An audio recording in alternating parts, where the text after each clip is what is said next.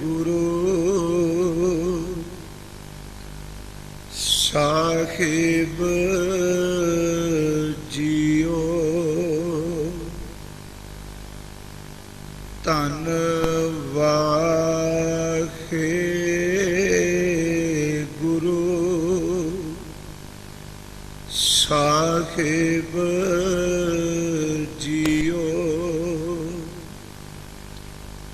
ਕਬੀਰਾ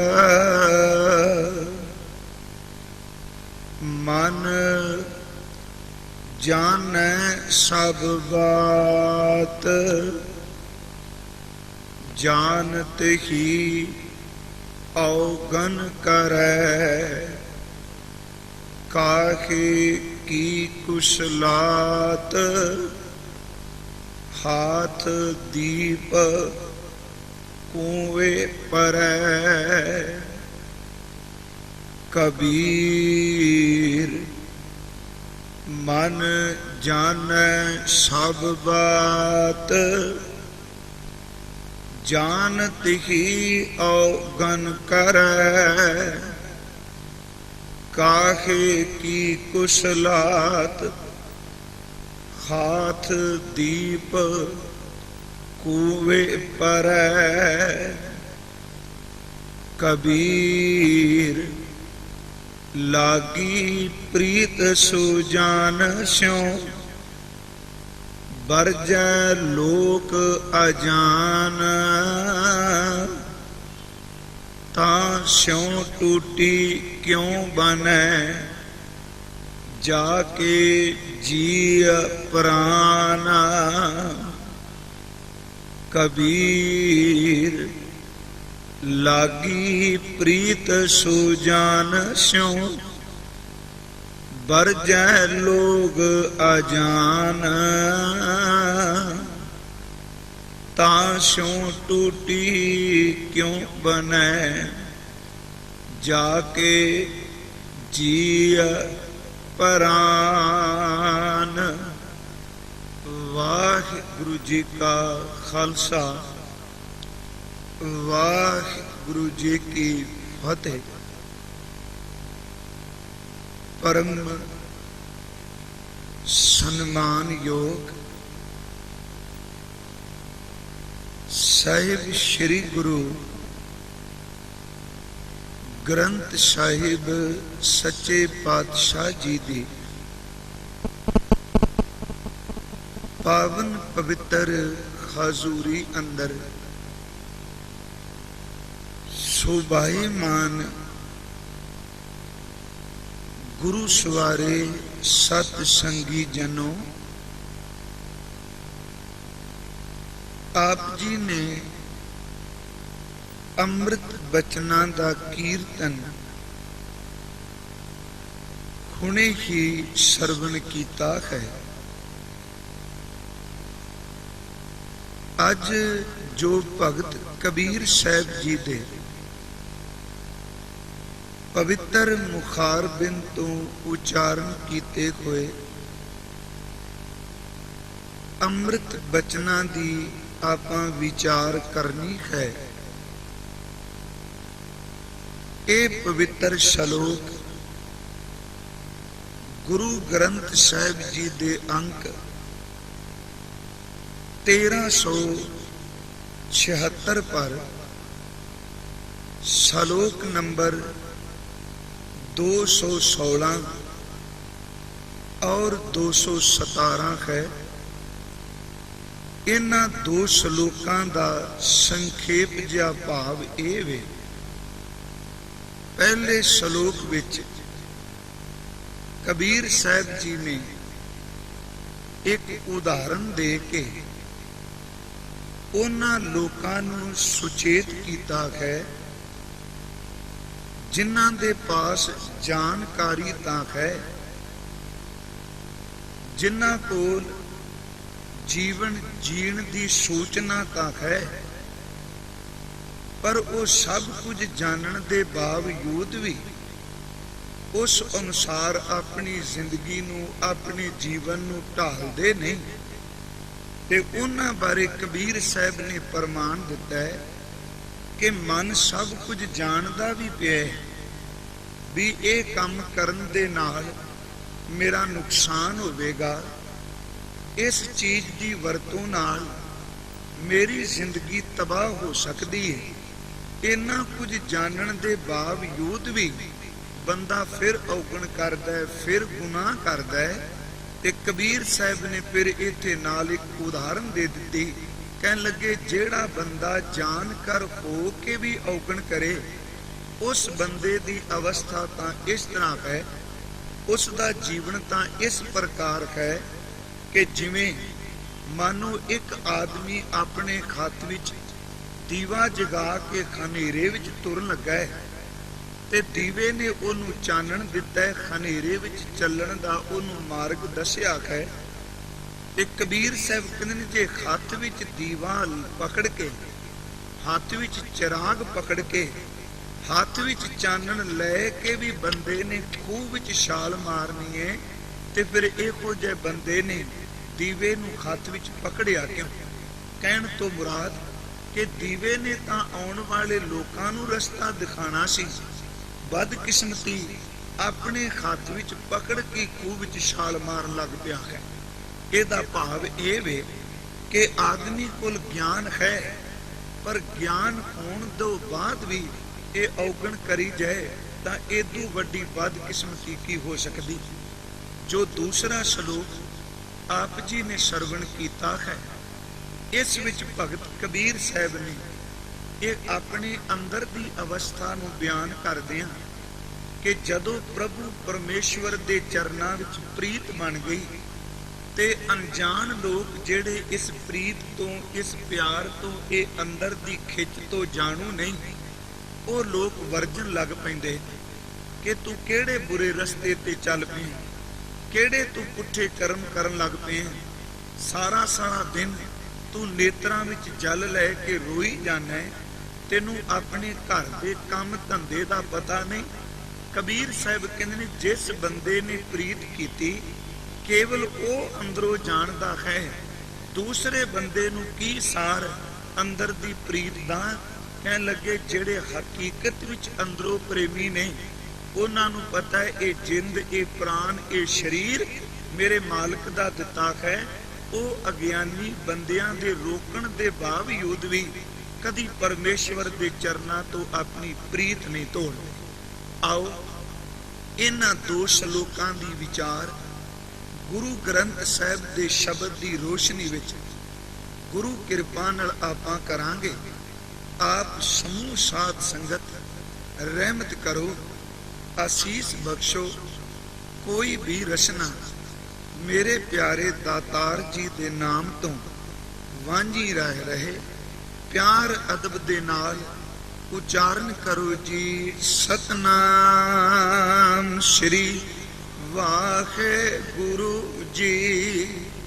ਕਰੋ ਬਖਸ਼ਿਸ਼, ਫਿਰ ਉਚਾਰਨ ਕਰੋ ਜੀ। ਸਤਨਾਮ ਸ਼੍ਰੀ ਵਾਹਿਗੁਰੂ ਜੀ। ਭਗਤ ਕਬੀਰ ਸਾਹਿਬ ਜੀ ਨੇ ਅੱਜ ਦੇ ਇਸ ਪਹਿਲੇ ਅੰਮ੍ਰਿਤ ਬਚਨ ਦੇ ਵਿੱਚ ਉਹਨਾਂ ਮਨੁੱਖਾਂ ਨੂੰ ਉਪਦੇਸ਼ ਦ੍ਰਿੜ ਕਰਾਇਆ ਹੈ ਜਿਨ੍ਹਾਂ ਦੇ ਦਿਮਾਗ ਦੇ ਅੰਦਰ ਜ਼ਿੰਦਗੀ ਜੀਣ ਦੀਆਂ ਸੂਚਨਾਵਾਂ ਤਾਂ ਹਨ, ਜਿਨ੍ਹਾਂ ਪੜ੍ਹੇ ਲਿਖੇ ਲੋਕਾਂ ਨੂੰ ਇਹ ਤਾਂ ਸਮਝ ਹੈ ਐਸਾ ਕਰਮ ਕਰਨ ਦੇ ਨਾਲ ਸਜ਼ਾ ਮਿਲੇਗੀ, ਇਸ ਕਰਮ ਦੇ ਨਾਲ ਅਸੀਂ ਪ੍ਰਭੂ ਦੀ ਹਜ਼ੂਰੀ ਵਿੱਚ ਪਰਵਾਨੇ ਜਾ ਸਕਦੇ ਹਾਂ। ਉਹ ਇਸ ਜ਼ਿੰਦਗੀ ਦੇ ਜੀਣ ਦੇ ਢੰਗ ਦੇ ਜਾਣਕਾਰ ਹੋਣ ਦੇ ਬਾਵਜੂਦ ਫਿਰ ਦਿਨ ਰਾਤ ਔਗਣ ਕਰੀ ਜਾਂਦੇ। ਵਿਦਿਆ ਉਹਨਾਂ ਦੇ ਕੋਲ ਹੈ, ਗਿਆਨ ਉਹਨਾਂ ਦੇ ਕੋਲ ਹੈ, ਪਰ ਉਸ ਗਿਆਨ ਦੀ ਵਰਤੋਂ, ਉਸ ਵਿਦਿਆ ਦੀ ਵਰਤੋਂ ਆਪਣੀ ਜ਼ਿੰਦਗੀ ਜੀਣ ਵਾਸਤੇ ਨਹੀਂ ਉਹ ਕਰ ਰਹੇ। ਸਾਹਿਬ ਧੰਨ ਗੁਰੂ ਗ੍ਰੰਥ ਸਾਹਿਬ ਜੀ ਦੀ ਅੰਮ੍ਰਿਤ ਗੁਰਬਾਣੀ ਨੇ ਇਸ ਪ੍ਰਥਾਏ ਜੋ ਸਾਨੂੰ ਗੁਰਮਤ ਦਾ ਉਪਦੇਸ਼ ਦ੍ਰਿੜ ਕਰਾਇਆ ਹੈ। ਗਿਆਨ ਇੱਕ ਚਾਨਣ ਦੀ ਤਰ੍ਹਾਂ ਹੈ, ਕਬੀਰ ਸਾਹਿਬ ਨੇ ਅੱਜ ਗਿਆਨ ਨੂੰ ਇੱਕ ਬਲਦੇ ਕੋਈ ਦੀਪਕ ਨਾਲ ਤੁਲਨਾ ਦਿੱਤੀ। ਦੇਖੋ, ਜੇਕਰ ਕੋਈ ਇਨਸਾਨ ਉਸ ਦੀਵੇ ਨੂੰ ਪਕੜ ਕੇ ਫਿਰ ਵੀ ਠੋਕਰਾਂ ਖਾਂਦਾ ਹੈ, ਫਿਰ ਵੀ ਧੱਕੇ ਖਾਂਦਾ ਹੈ, ਫਿਰ ਵੀ ਉਹ ਖੱਡਿਆਂ ਦੇ ਵਿੱਚ ਡਿੱਗਦਾ ਪਿਆ ਹੈ, ਤੇ ਉਹ ਅਸਲ ਵਿੱਚ ਦੀਵੇ ਦੀ ਨਰਾਦਰੀ ਕਰਦਾ ਹੈ, ਦੀਵੇ ਦੀ ਬੇਅਦਬੀ ਕਰਦਾ ਹੈ। ਉਹਨੂੰ ਪਤਾ ਨਹੀਂ ਕਿ ਦੀਵੇ ਨੇ ਤਾਂ ਲੋਕਾਂ ਆਉਣ ਵਾਲਿਆਂ ਨੂੰ ਵੀ ਚਾਨਣ ਦੇਣਾ ਹੈ, ਪਰ ਬਦਕਿਸਮਤੀ ਉਹ ਚਾਨਣ ਨੂੰ ਹੱਥ ਪਕੜ ਕੇ ਵੀ ਠੋਕਰਾਂ ਖਾਈ ਜਾਂਦਾ। ਇੱਕ ਮਨੁੱਖ ਕੋਲ ਸਮਝ ਹੈ, ਸੂਝ ਹੈ, ਪਰ ਸੂਝ ਹੋਣ ਦੇ ਬਾਵਜੂਦ ਵੀ ਉਹ ਵਕਾਰਾਂ ਦੀਆਂ ਠੋਕਰਾਂ ਖਾਂਦਾ ਹੈ। ਇੱਕ ਬੰਦੇ ਨੂੰ ਪਤਾ ਹੈ ਵੀ ਔਗਣ ਕਰਨੇ ਮਾੜੇ ਨੇ, ਪਤਾ ਹੋਣ ਤੋਂ ਬਾਅਦ ਵੀ ਉਹ ਦਿਨ ਰਾਤ ਔਗਣਾਂ ਵਿੱਚ ਪਿਆ ਰਹਿੰਦਾ ਹੈ। ਜੇ ਬੰਦਾ ਜਾਣਕਾਰ ਹੋ ਕੇ ਵੀ ਦਿਨ ਰਾਤ ਮਾੜੇ ਕਰਮ ਤੇ ਔਗਣ ਕਮਾਉਂਦਾ ਹੈ, ਸੱਚ ਜਾਣੋ ਉਸ ਬੰਦੇ ਨੂੰ ਉਹਦਾ ਦੁਨਿਆਵੀ ਗਿਆਨ, ਉਸ ਬੰਦੇ ਦਾ ਮੁੱਖ ਦਾ ਗਿਆਨ, ਉਸ ਬੰਦੇ ਦੇ ਅੰਦਰ ਦੀ ਜਾਣਕਾਰੀ ਉਹਨੂੰ ਨਹੀਂ ਛਡਾ ਸਕੇਗੀ ਜੇਕਰ ਇਨਸਾਨ ਨੇ ਆਪਣੇ ਕਰਮ ਉਸ ਅਨੁਸਾਰ ਨਹੀਂ ਢਾਲੇ। ਬਾਬਾ ਨਾਨਕ ਕਿਰਪਾਲੂ ਜੀ ਨੇ ਦੇਖੋ ਗਿਆਨਵਾਨ ਲੋਕਾਂ ਨੂੰ ਉਪਦੇਸ਼ ਜਦੋਂ ਦਿੱਤਾ ਹੈ, ਤੇ ਅਸੀਂ ਅੰਮ੍ਰਿਤ ਬਾਣੀ ਵਿੱਚ ਉਹਨਾਂ ਦੇ ਪਵਿੱਤਰ ਸ਼ਬਦ ਕਈ ਵਾਰੀ ਪੜ੍ਹਦੇ ਤੇ ਵਿਚਾਰਦੇ। ਧੰਨ ਗੁਰੂ ਨਾਨਕ ਸਾਹਿਬ ਪਾਂਧੇ ਨੂੰ ਮਿਲੇ ਨੇ, ਹਜ਼ੂਰ ਦਾਤਾਰ ਜੀ ਮੌਲਵੀ ਨੂੰ ਮਿਲਦੇ ਨੇ, ਮੇਰੇ ਪਿਆਰੇ ਸਤਿਗੁਰੂ ਜਦੋਂ ਜੋਗੀ ਨੂੰ ਮਿਲਦੇ ਨੇ ਜਾਂ ਕਿਤੇ ਕਾਜ਼ੀ ਨੂੰ ਮਿਲਦੇ ਨੇ, ਤੇ ਵਾਰ-ਵਾਰ ਇੱਕ ਗੱਲ ਕਹਿੰਦੇ ਨੇ ਕਿ ਜਿਸ ਗਿਆਨ ਨੂੰ ਤੂੰ ਲੋਕਾਂ ਨਾਲ ਜ਼ਬਾਨ ਨਾਲ ਸਾਂਝੀਆਂ ਕਰਨਾ ਹੈ, ਜਿਨ੍ਹਾਂ ਗ੍ਰੰਥਾਂ ਨੂੰ ਤੂੰ ਦਿਨ ਰਾਤ ਪੜ੍ਹਨਾ ਹੈ, ਪੂਜਾ ਪਾਠ ਕਰਮ ਕਾਂਡ ਕਰਨਾ ਹੈ, ਉਹਨਾਂ ਗ੍ਰੰਥਾਂ ਦਾ ਤੇ ਉਸ ਕਹੇ ਕੋਈ ਗਿਆਨ ਨੂੰ ਆਪਣੀ ਜ਼ਿੰਦਗੀ ਵਿੱਚ ਵੀ ਢਾਲਣ ਦਾ ਯਤਨ ਕਰ, ਉਹਨੂੰ ਤੂੰ ਆਪਣੇ ਜੀਵਨ ਵਿੱਚ ਕਮਾਉਣ ਦਾ ਯਤਨ ਕਰ। ਹਜ਼ੂਰ ਦਾ ਜਦੋਂ ਪਾਂਧੇ ਵਾਲਾ ਸ਼ਬਦ ਅਸੀਂ ਪੜ੍ਹਨੇ, ਦੇਖੋ ਕਿ ਉਸ ਦੇ ਕੋਲ ਗਿਆਨ ਦਾ ਦੀਵਾ ਨਹੀਂ, ਉਹਦੇ ਕੋਲ ਅੱਖਰੀ ਬੋਧ ਹੈ, ਉਸ ਪਾਂਧੇ ਕੋਲ ਅੰਦਰ ਦੀ ਸਮਝ ਹੈ, ਪਰ ਉਸ ਗਿਆਨ ਨੂੰ, ਉਸ ਅੱਖਰਾਂ ਨੂੰ ਪਰਮੇਸ਼ਵਰ ਵਾਲੇ ਪਾਸੇ ਲਿਜਾਣ ਦੀ ਬਜਾਏ ਕੇਵਲ ਉਹ ਦੁਨੀਆਦਾਰੀ ਵਿੱਚ ਖਚਤ ਹੋਇਆ ਹੈ। ਸਤਿਗੁਰੂ ਨੇ ਉੱਥੇ ਉਹਨਾਂ ਨੂੰ ਜੋ ਉਪਦੇਸ਼ ਦ੍ਰਿੜ ਕਰਾਏ, ਅਸੀਂ ਗੁਰੂ ਗ੍ਰੰਥ ਸਾਹਿਬ ਦੇ ਪੱਟੀ ਦੇ ਵਿੱਚ ਰਾਗ ਆਸਾ ਵਿੱਚ ਪੜ੍ਹਨੇ। ਸਤਿਗੁਰੂ ਨੇ ਅੰਮ੍ਰਿਤ ਬਾਣੀ ਵਿੱਚ ਉਹ ਬਚਨ ਕਹੇ ਨੇ, ਉਸ ਪੱਟੀ ਦੀ ਰਹਾਉ ਦੀ ਤੁਕ ਹੈ ਕਿ ਬੰਦਿਆ ਜਿਤਨਾ ਮਰਜੀ ਤੂੰ ਪੜ੍ਹਿਆ ਹੋਵੇਂ, ਸਿਆਣਾ ਹੋਵੇਂ, ਤੇਰੀ ਪੜ੍ਹਾਈ, ਤੇਰਾ ਗਿਆਨ ਮੁਬਾਰਕ ਤਾਂ ਹੈ ਜੇ ਉਸ ਗਿਆਨ ਨੂੰ ਆਪਣੀ ਜ਼ਿੰਦਗੀ ਵਿੱਚ ਤੂੰ ਢਾਲ ਲਿਆ ਹੈ। ਸਾਹਿਬ ਸਤਿਗੁਰੂ ਗੁਰੂ ਨਾਨਕ ਸਾਹਿਬ ਦੇ ਬਚਨ ਨੇ, ਮਨ ਕਾਹੇ ਭੁੱਲੇ ਮੂੜ ਮਨਾ, ਕਹਿੰਦੇ ਖੇ ਮੇਰੇ ਮਨਾ, ਕਿਹੜੀ ਮੂਰਖਤਾਈ ਵਿੱਚ ਭੁੱਲਿਆ ਪਿਆ ਹੈ, ਕਿਹੜੇ ਅੰਦਰ ਦੇ ਅਕਲ ਦੇ ਮਾਣ ਵਿੱਚ ਤੂੰ ਭੁੱਲਿਆ ਹੈ। ਮਨ ਕਾਹੇ ਭੁੱਲੇ ਮੂੜ ਮਨਾ, ਜਬ ਲੇਖਾ ਦੇਵੈ ਵੀਰਾ ਤਉ ਪੜਿਆ। ਜਿੱਦਨ ਮੇਰੇ ਵੀਰ ਤੂੰ ਪ੍ਰਭੂ ਦੀ ਦਰਗਾਹ ਵਿੱਚ ਲੇਖਾ ਦੇ ਕੇ ਨਿਕਲ ਗਿਆ, ਉਸ ਦਿਨ ਮੈਂ ਤੈਨੂੰ ਸਮਝਾਂਗਾ ਹਕੀਕਤ ਵਿੱਚ ਤੂੰ ਪੜਿਆ ਹੈ। ਤੇ ਜੇਕਰ ਤੇਰੇ ਕੋਲ ਪੜ੍ਹਾਈ ਤਾਂ ਬਹੁਤ ਹੈ, ਅੰਦਰ ਦੀ ਕਮਾਈ ਨਹੀਂ, ਪੜ੍ਹਨ ਦੇ ਬਾਵਜੂਦ ਵੀ ਤੂੰ ਵਕਾਰਾਂ ਤੇ ਔਗਣਾਂ ਵਿੱਚ ਡੁੱਬਾ ਹੈ, ਫਿਰ ਤੇਰੀ ਹਾਲਤ ਤਾਂ ਉਸ ਤਰ੍ਹਾਂ ਹੈ ਜਿਵੇਂ ਹੱਥ ਵਿੱਚ ਦੀਵਾ ਲੈ ਕੇ ਵੀ ਕੋਈ ਖੂਹ ਵਿੱਚ ਛਾਲ ਮਾਰਦਾ। ਸਮਝ ਹੈ, ਪਰ ਉਸ ਅਨੁਸਾਰ ਤੂੰ ਚੱਲ ਨਹੀਂ ਰਿਹਾ। ਸਾਹਿਬ ਨੇ ਪੱਟੀ ਵਿੱਚ ਬਚਨ ਕਹੇ ਕਿ ਮਨ ਕਾਹੇ ਭੂਲੇ ਮੂੜ ਮਨਾ, ਜਬ ਲੇਖਾ ਦੇਵੈ ਵੀਰਾ ਤਉ ਪੜਿਆ। ਜਿੱਦਨ ਵੀਰ ਤੂੰ ਲੇਖਾ ਦੇ ਕੇ ਨਿਕਲ ਗਏ, ਉਦਨ ਮੈਂ ਸਮਝਾਂਗਾ ਤੂੰ ਹਕੀਕਤ ਵਿੱਚ ਪੜਿਆ ਹੈ। ਸਾਹਿਬ ਬਾਬਾ ਨਾਨਕ ਜੀ ਨੇ ਇਸੇ ਪਰਥਾਏ ਇੱਕ ਅੰਮ੍ਰਿਤ ਬਚਨ ਗੁਰੂ ਗ੍ਰੰਥ ਸਾਹਿਬ ਦੇ ਸ੍ਰੀ ਰਾਗ ਵਿੱਚ ਕੀਤਾ ਹੈ। ਉਸ ਪਵਿੱਤਰ ਬਚਨ ਨੂੰ ਥੋੜਾ ਜਿਹਾ ਇਕਾਗਰਤਾ ਨਾਲ ਆਪਾਂ ਸਰਵਣ ਕਰਨਾ ਹੈ। ਦੇਖੋ ਉੱਥੇ ਸਤਿਗੁਰੂ ਨੇ ਦੀਵਾ ਬਾਲਣ ਦੀ ਗੱਲ ਕਹੀ ਕਿ ਭਾਵੇਂ ਬਾਹਰ ਦੇ ਦੀਵੇ ਬੇਅੰਤ ਬਲੇ ਨੇ, ਪਰ ਅੰਦਰ ਦਾ ਪ੍ਰਕਾਸ਼, ਅੰਦਰ ਦਾ ਦੀਵਾ ਕਿਵੇਂ ਬਲੇ। ਸਤਿਗੁਰੂ ਗੁਰੂ ਨਾਨਕ ਸਾਹਿਬ ਜੀ ਦੇ ਅੰਮ੍ਰਿਤ ਬਚਨ ਨੇ ਕਿ ਬਿਨ ਤੇਲ ਦੀਵਾ ਕਿਉਂ ਜਲੇ, ਇਹ ਪਹਿਲੀ ਰਹਾਉ ਦੀ ਤੁਕ ਹੈ। ਦੇਖੋ ਇੱਕ ਬਾਹਰ ਦੇ ਦੀਵੇ, ਅਸੀਂ ਬਾਹਰ ਦਾ ਗਿਆਨ ਲੈ ਕੇ ਭਟਕਨੇ ਪਏ ਹਾਂ, ਇੱਕ ਇਸ ਦੀਵੇ ਦੀ ਬਦੌਲਤ ਤੇਰੇ ਅੰਦਰ ਵੀ ਦੀਵਾ ਬਲ ਸਕਦਾ ਹੈ। ਪਰ ਜੇਕਰ ਤੈਨੂੰ ਉਹ ਦੀਵਾ ਬਾਲਣ ਦੀ ਜਾਂਚ ਆਉਂਦੀ ਹੋ, ਸਾਹਿਬ ਨੇ ਉੱਥੇ ਅੰਮ੍ਰਿਤ ਬਚਨ ਕਹੇ ਨੇ ਕਿ ਤੇਲ ਤੋਂ ਬਿਨਾ ਦੀਵਾ ਨਹੀਂ ਬਲਣਾ, ਤੇਲ ਤੋਂ ਬਿਨਾ ਦੀਵੇ ਨੇ ਚਾਨਣ ਨਹੀਂ ਦੇਣਾ। ਜੇ ਤੂੰ ਦੀਵੇ ਨੂੰ ਬਾਲਣਾ ਚਾਹਨਾ ਤੇ ਤੇਰੇ ਕੋਲ ਉਸ ਦੀਵੇ ਵਿੱਚ ਤੇਲ ਹੋਣਾ ਅਤ ਲਾਜ਼ਮੀ।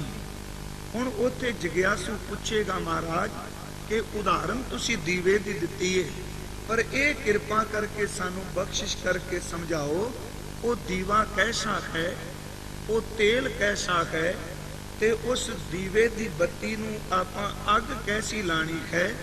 ਜਿਸ ਬੰਦੇ ਨੂੰ ਬਾਬੇ ਨਾਨਕ ਦਾ ਇਹ ਸਮਝ ਪੈ ਗਿਆ, ਮੇਰਾ ਖਿਆਲ ਨਹੀਂ ਕਿ ਉਹ ਬੰਦਾ ਕਿਤੇ ਭਟਕੇ।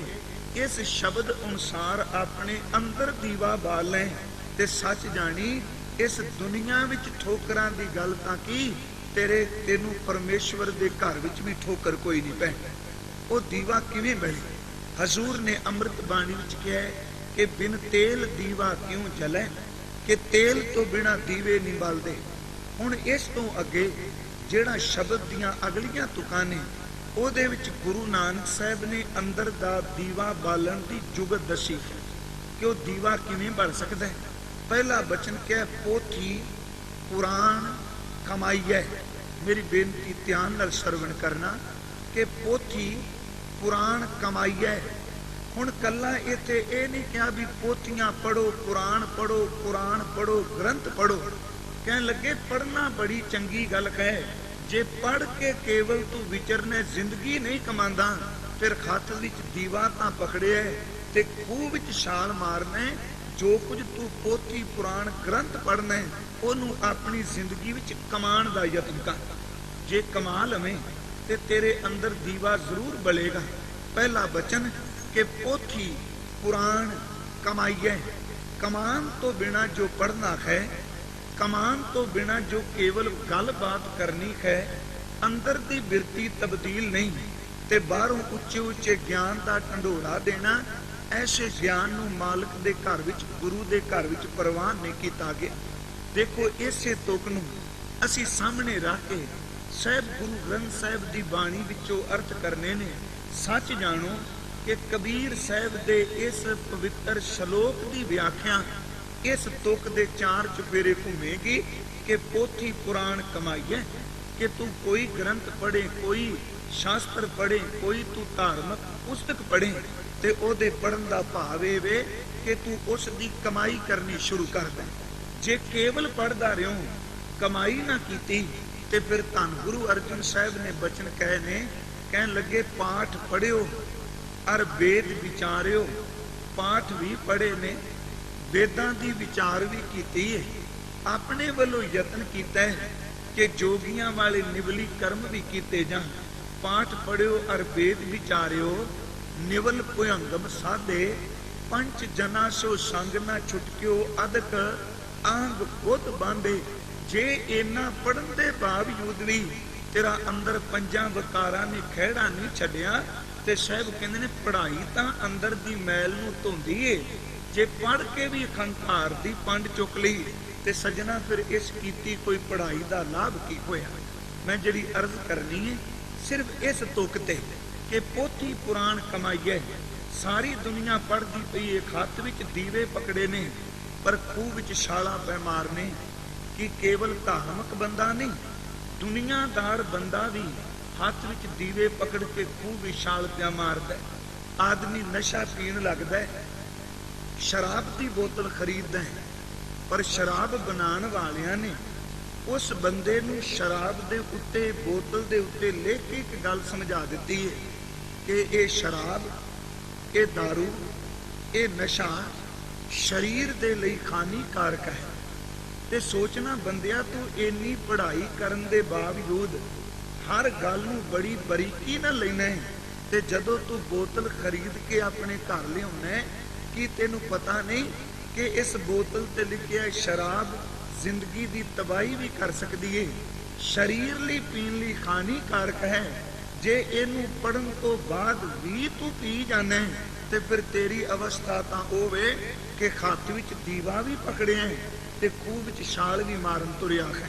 ਸਿਗਰਟ ਕੋਈ ਪੀਂਦਾ, ਮੈਂ ਸਿਰਫ ਦੇਖੋ ਇੱਕ ਬੇਨਤੀ ਕਰਨੀ ਹੈ, ਅਤ ਜ਼ਰੂਰੀ ਹੈ ਕਹਿਣਾ ਕਿ ਕੋਈ ਤਮਾਕੂ ਦਾ ਸੇਵਨ ਕਰਦਾ ਹੈ, मेरे सतगुरु ने मुद्दत पहला एक गल गुरसिखां नूं समझा दित्ती सी कि तंबाकू दा सेवन अपनी जिंदगी विच कदी भी नहीं करना। सेवन की गल तां छड्डो कि तंबाकू की खेती करन तक हजूर ने पाबंदी ला दी, मर्यादा दे दी। जदों असीं इतिहास के पन्ने पढ़ने आ बारना पिंड है कैथल के नेड़े, धन गुरु तेग बहादुर सच्चे पातशाह इस इलाके विच गए ते इस बारने पिंड का जिमीदार साहब गुरु तेग बहादुर जी के चरणों विच आया ते आके बेनती की, दातार जी जमीन मेरी बहुत है, मेरे घर दे अंदर माल डंगर पशु भी ने, काम करन वाले भी असी बड़े हाँ, पर मेरे खेतों में कदी बरकत नहीं पई, मेरे दाणियां विच, मेरे अनाज विच, मेरे फसल विच कदी बरकत नहीं पई। ते गुरु तेग बहादुर जी ने क्या खेती विच की बीजदे हो? वो गिनती करी गया कि असी झोने की फसल भी लाने का यत्न करने हैं, असी कणक छोले बाजरा मक्की चरी सब कुछ सुनाई गया। कहन लगा असी कुछ खेत तंबाकू दे भी बीजने। मेरे सतगुरु ने उत्थे एक वचन किया, कहन लगे बस रुक जा महाराज कि असी तंबाकू भी बीजने हैं। साहब ने कहा बस एक काम करना छड़ दे, अज तो बाद अपने खेतों में तंबाकू ना बीजी ते ना तंबाकू की अपने घर विच वरतों करी, ते गुरु नानक साहब किरपा करनगे, उस परमात्मा की दया होवेगी, इन्हां खेतां विच ही तेरे घर विच लहरां बहरां लग जाणगे। उन्हें क्या महाराज मैनूं परवान है, पर नाल एक गल होर कह दित्ती, जिन्नी देर तक इस बचन नूं कमा के चलेगा ते देख तेरियां कच्चियां भी पक्कियां दे भाव वाली गल होवेगी। जिन्नी देर तक बचन कमाएगा तेरे घर दे अंदर किसी चीज की कमी नहीं रहेगी। ते जिस दिन सजना तू इस बचन तो आकी हो गया ते चेते रख परत के फिर दरिद्रता ते कंगालता आ सकती। उस सज्जन ने वाकई ही गुरु तेग बहादुर जी दे बचन मन्ने ते जिस साल उन्हें तंबाकू बीजन दा बंद कर दिता, तंबाकू की फसल छड़ दी, बीजनी बंद कर दी, उस दिन तो बाद खेत भी वो सन, काम करने वाले भी वो सन, ते पिंड दा सब तो तनाड़ पुरुष वो बन गया। मैं जिहड़ी अर्ज करनी चाहना, असी केवल धार्मिक दुनिया विच नहीं, मैं कहना दुनियावी लोकां विच भी खत विच दीवे पकड़े ने ते छाल खूह दे विच मारने पे। जे असी धार्मिक बंदे नूं पढ़ने कि उस बंदे ने काम उत्ते 1 घंटा बोल देना, पर अपने अंदर काम ते काबू नहीं।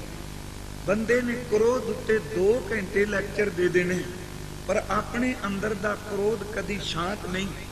आदमी ने लालच उत्ते बेअंत प्रमाण देने ने, पर अपने अंदर लालच दा कुत्ता भौंकदा है। दुनिया नूं कही जाना निमरता ही जीवन है, ते आप अहंकार की तीसी तो थले नहीं उतरना। ਇਹਦਾ मतलब उस बंदे कोल काम क्रोध लोभ मोह अहंकार ਇਹਦੇ प्रमाणा का चानन तो है, पर चानन होने के बावजूद भी बंदा खूह विच डिगदा पिया। जिहड़ी अर्ज कर रहा, कोई नशा खरीद के लियाउंदा है ते नशा बनाने वालियां ने पहला लिख दिता है कि इस नूं पीण दे नाल तेरी सेहत तबाह हो सकती है। उस नूं पढ़ता भी है, पर उस दीवे नूं हत्थ विच पकड़ के फिर खूह भी छाल मारदा है। तंबाकू का सेवन करदा है। हुण तां वेचण वाले भी लिखण लग पे, इस नाल तैनूं कैंसर का रोग भी हो सकता है, ते बंदा उस दे पढ़न दे बावजूद फिर ओदी वरतों करी जाए। ये तां इस तरह है जिवें हत्थ विच ज्ञान का दीवा भी पकड़िया है। ये भी पता है भी पीण नाल मेरी जिंदगी तबाह होनी है, ते दीवा पकड़न दे बावजूद भी खूह भी छाल मार रहा। जिहड़ी बेनती मैं कर रहा कि पोथी पुराण कमाई है, जे विद्या पढ़नी है वाहिगुरू मरे मेहर करे इनू पढ़न दे नाल आपां कमाई कर सकी।